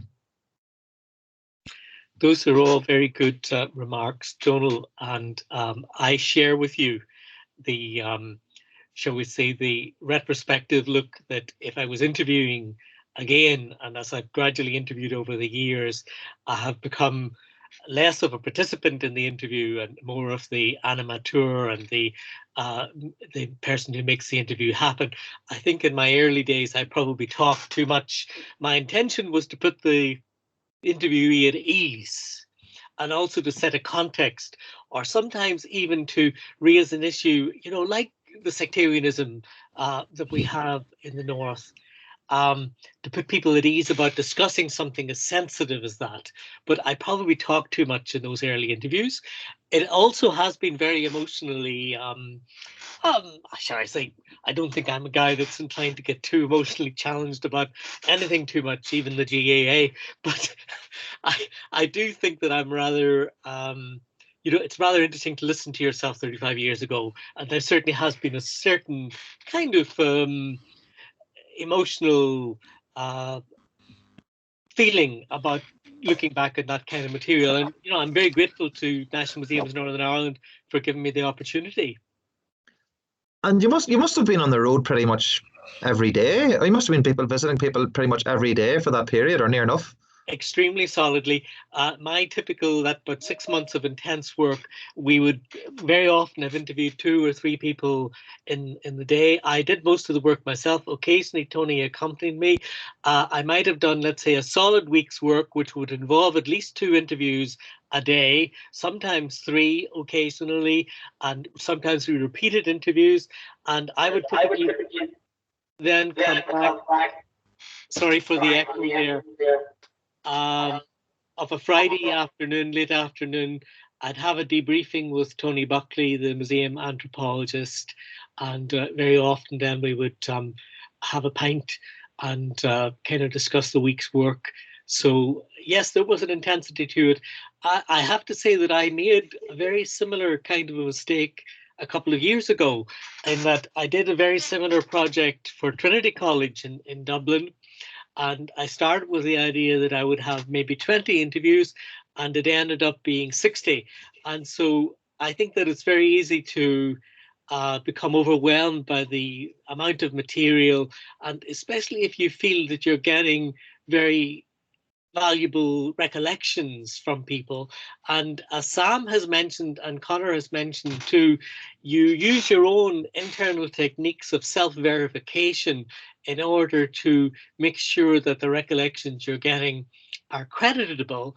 And occasionally older people might make a mistake about a date, but the sense of where they're placing their history, they rarely make any mistake about that.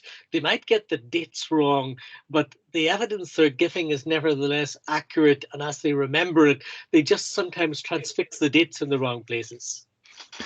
If you'll pardon, another question to Martin.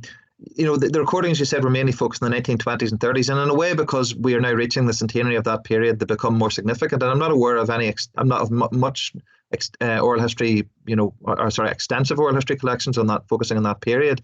Did you focus primarily? Did I get the impression from looking at the catalogues? Did you focus primarily on the cities? Yes, primarily on cities, primarily on Belfast and Derry. I mean, in the nature of some of the communities that we were meeting, we sometimes went out of Belfast and Derry, and some of the people that we met had memories of other parts of the country, including, you know, you'd, for example, meet a typical Church of Ireland pastor who had a career in the Church of Ireland of maybe 50 or 60 years. And during that time, he might have spent 4 or 5 years south of the border, the rest in different parts north of the border. And you wouldn't miss the opportunity to get the evidence that he would have to say about the community relations atmosphere in the different places of the year. So there is a certain mixture. Well, it's an extraordinary thing that you did that, and that you did it without, it seems, much a great degree of reluctance and opposition. So you know, that maybe oral history practitioners today encounter more, but given the events that were going on in that period. So you know, you really have you've left a great historical legacy yourself, Martin. Sam, you've done a remarkable turnaround, even to put that presentation together, because I'm aware of conversations we had about some of those, the Brendan Adams and so on. The Brendan Adams recording there, you know, he died shortly after that. I mean, the first curator of languages, the architect really of the sound archive in many respects for Ulster. He died how long? What date do we say where that recording was? That recording is oh Christ, I'm going to get it wrong. The 16th of September 1981. He passes away in about the first week of October, so it's about a fortnight later, unfortunately. Yeah, so it's very poignant and it's very timely, I suppose. Also, that as the museum sort of resets its sound archive and tries to work out, you know, how to position things, and even reinterprets, you know, approach to language such as those you showcased there. It's a very timely reconsideration. I'm in awe of your ability to absorb so much local information about all parts of Ireland in the time you've been with us, Sam. I also struck with the headless coach. I wonder, was I the only person who couldn't help but think of Darby O'Gill and the Little People, and how Walt Disney's script had come together there. I mean, would you, maybe just, I suppose, maybe this last question, if that's anybody has anything else, I don't say it.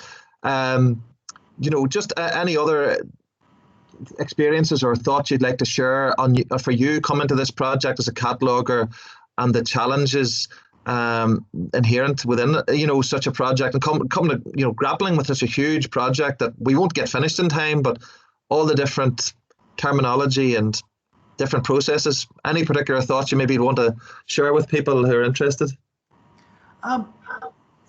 It's such a big question. It is coming into a big challenge. I clearly have come in as an outsider. I was benefited by some family history and family background here in Northern Ireland, so I had a slight leg up into this. But I was diving in head first. I think that what I've found is the best way to ground myself in it is to read widely around the subject, and if that's just the listening and working on the catalogue of these sounds of Northern Ireland, I'm taking the time outside of that to immerse myself in what's going on, whether that's touching on short bits of history that are appearing, particularly that Civil War period, that are appearing regularly in newspapers, keeping abreast of just news and events in the time, and sort of embodying that world. I mean, whilst there was a lockdown, I've taken the time to sort of at least have a very, through reading and stuff, explore Northern Ireland, which I couldn't visit at all, and when I've been able to visit some of it. So it's about jumping in head first and immersing yourself in the material, I think. Great stuff, and you certainly have done that, Sam. I'm really impressed with even the different language excerpts you brought together for today. I don't see any other questions, and I know that the original schedule has changed. So, Lucy, or is that should we draw a conclusion there now? Super. Yes, that's great. Thank you so much. I see a hand up from Ronald Connolly. Sorry. No, you're fine. Is that a question, Ronald? Yeah. Sorry. Yeah. So sorry, Ronald Connolly from the News University. Go ahead, Ronald. I have to say that I was really impressed with. Sorry, there's a bit of. Sorry, I have to say I was very impressed with all three presentations. I have a question for both Sam and for Conor. In terms of Sam, in terms of my own research, I'm doing a PhD on a local land agent in County Offaly, Kings County. I was wondering, do you have any folklore or recordings relating to Kings County or Offaly in your collection? In relation to Conor's presentation, I'm curious in the sense that, as you will be aware, down here there was a lot of controversy when the Mother and Baby Home report was issued, specifically in the context of the Taoiseach's comments that wider society played a greater role in the incarceration of women in Magdalen homes. And does your research or the oral histories that you've looked at, do family commitments, do they play a part in any of the testimonies? Thanks very much. Conor, you want to go first there? Sure. So again, I think this is a very politically charged question. From what I have seen, I don't think there was huge family involvement in sending people to the laundries, but that's an opinion, and I think that to go against the Taoiseach, who am I to say the Taoiseach is wrong? All I can do is present the research that I've completed and leave it to people to make up their own mind. But in the archive that's there, and it's there for us all, we can make up our own decisions. There's a huge amount of material there. So really, it's another one I'm going to kind of pass to say I have my opinion, but that doesn't make it any more valid than anybody else's.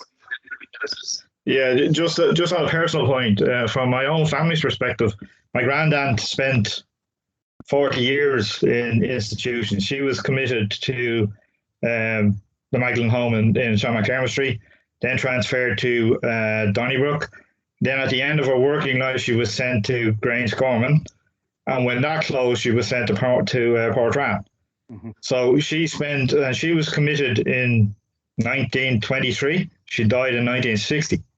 Now, the problem, the reason I asked the question is that I know from my own family experience that it was her family that committed her because she was intellectually challenged. She had been raped. She gave birth to a son who actually died a couple of weeks ago. So he was 97. And that's why I asked the question, because I suspect that there was some family involvement in committals. And it wasn't, some of it was, there were many economic reasons, a lot of it to do with land. A lot of it had to do with, from the research that has been conducted. And that's why I asked the question. I was just curious. Absolutely, Ron. No, listen, and I think in all this research that there's no hard and fast rule, but your story is hugely interesting and very poignant, as much of the research that I'm looking at the moment is as well. But thank you. Thank you, Conor. I see a couple more hands up. Christopher, is it there? Sorry, Donald, could I Oh, ask? yeah, sorry. Yes, you had a question about Kings County Offaly. Yeah. Ronald, thank you for sharing your story there and asking the question about Kings County and Offaly. I have to take it on notice, but in my presentation there and available online will be an email address. My understanding is that we probably would have some from the Offaly sort of area. I think I've come across it in the Linda Ballard collection before, but I would need to go back and check for certain. I couldn't answer you that properly right now. I'll give a quick answer on that as well, Sam, too. The TRS, the recordings, the 500 plus recordings, the project completed wasn't fully completed in 1881, so there were a few strips of land that were missed. Some of them were North Connacht, but also parts of the Midlands. And although we have some TRS recordings from Offaly, I think they missed parts of Offaly and Laois. So that might be a slight disappointment. There are probably some recordings there, Ronald. I think there are. Yeah. Thanks very much to all the contributors. Thanks. Thank you. So Christopher, then, do you maybe one last question? Yes, sorry, it's not actually a question. I'm sorry, I don't take this much, but I just wanted to quickly reply to Ronald as well, and I think Connor summed it up really well. But there, from my own work in this, I can think of a couple of instances that do refer to families interring women in the Magdalen laundries. There's quite a famous example in the documentary film produced by Channel 4 in the late 90s called Sex in a Colder Climate. It interviews 3 women, and one of them very pointedly says that she was sent there by her family, and then several others when they returned to their family said, "You're mad." They escaped from the laundry and they tried to go home and they were ostracized by them, so they had literally to return to the laundry of their own volition because they had nowhere else to go. The 3 narratives of the Paul Mullen film, the Magdalen sisters, are based quite closely on the 3 narratives of the women interviewed in that Channel 4 documentary as well. So that's obviously that's dramatization and quite a lot of liberties with the actual record, but that's where those sort of are mostly based on in that period of the early 2000s when this was all starting to come to life. Also, thank you, Ronald, for sharing your story as well. I've done a fair bit of research on the Sean McDermott Street, Magdalen myself. And I hope if you're able to stick around later on, we could chat a bit more about that. And if you drop me an email, please feel free. Thank you. Thanks very much. Thanks, Christopher. Okay, well, look, thanks again to everybody, Connor, Martin, and Sam, for a really interesting session. It's been great to be part of. So hand back to you now, Lucy. Brilliant. Thank you so much. Thank you, Donal, and thank you for some great questions there and from some excellent papers. Sorry that we're running over. If you can maybe eat your lunch at your desk, have your lunch and a show for the next session. We're still going to take a little break and we'll be back at 1 o'clock. If you have to nip off or you think you'll miss anything, don't worry. Everything is recorded. I'm going to stop this first session recording and then we'll record from after lunch as well. After lunch we'll have another panel and then we will be joined by Dr. Lisa Griffith from the DRI. So I'll see you back at 1 o'clock and thank you for joining us this morning. If we just give a big virtual round of applause for our last panel and for Donal there. See you all soon.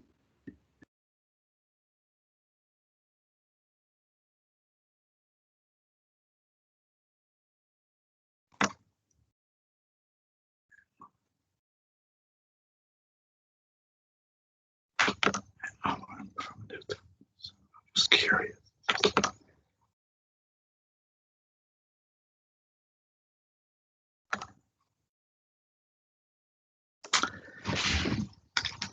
I only died weeks ago.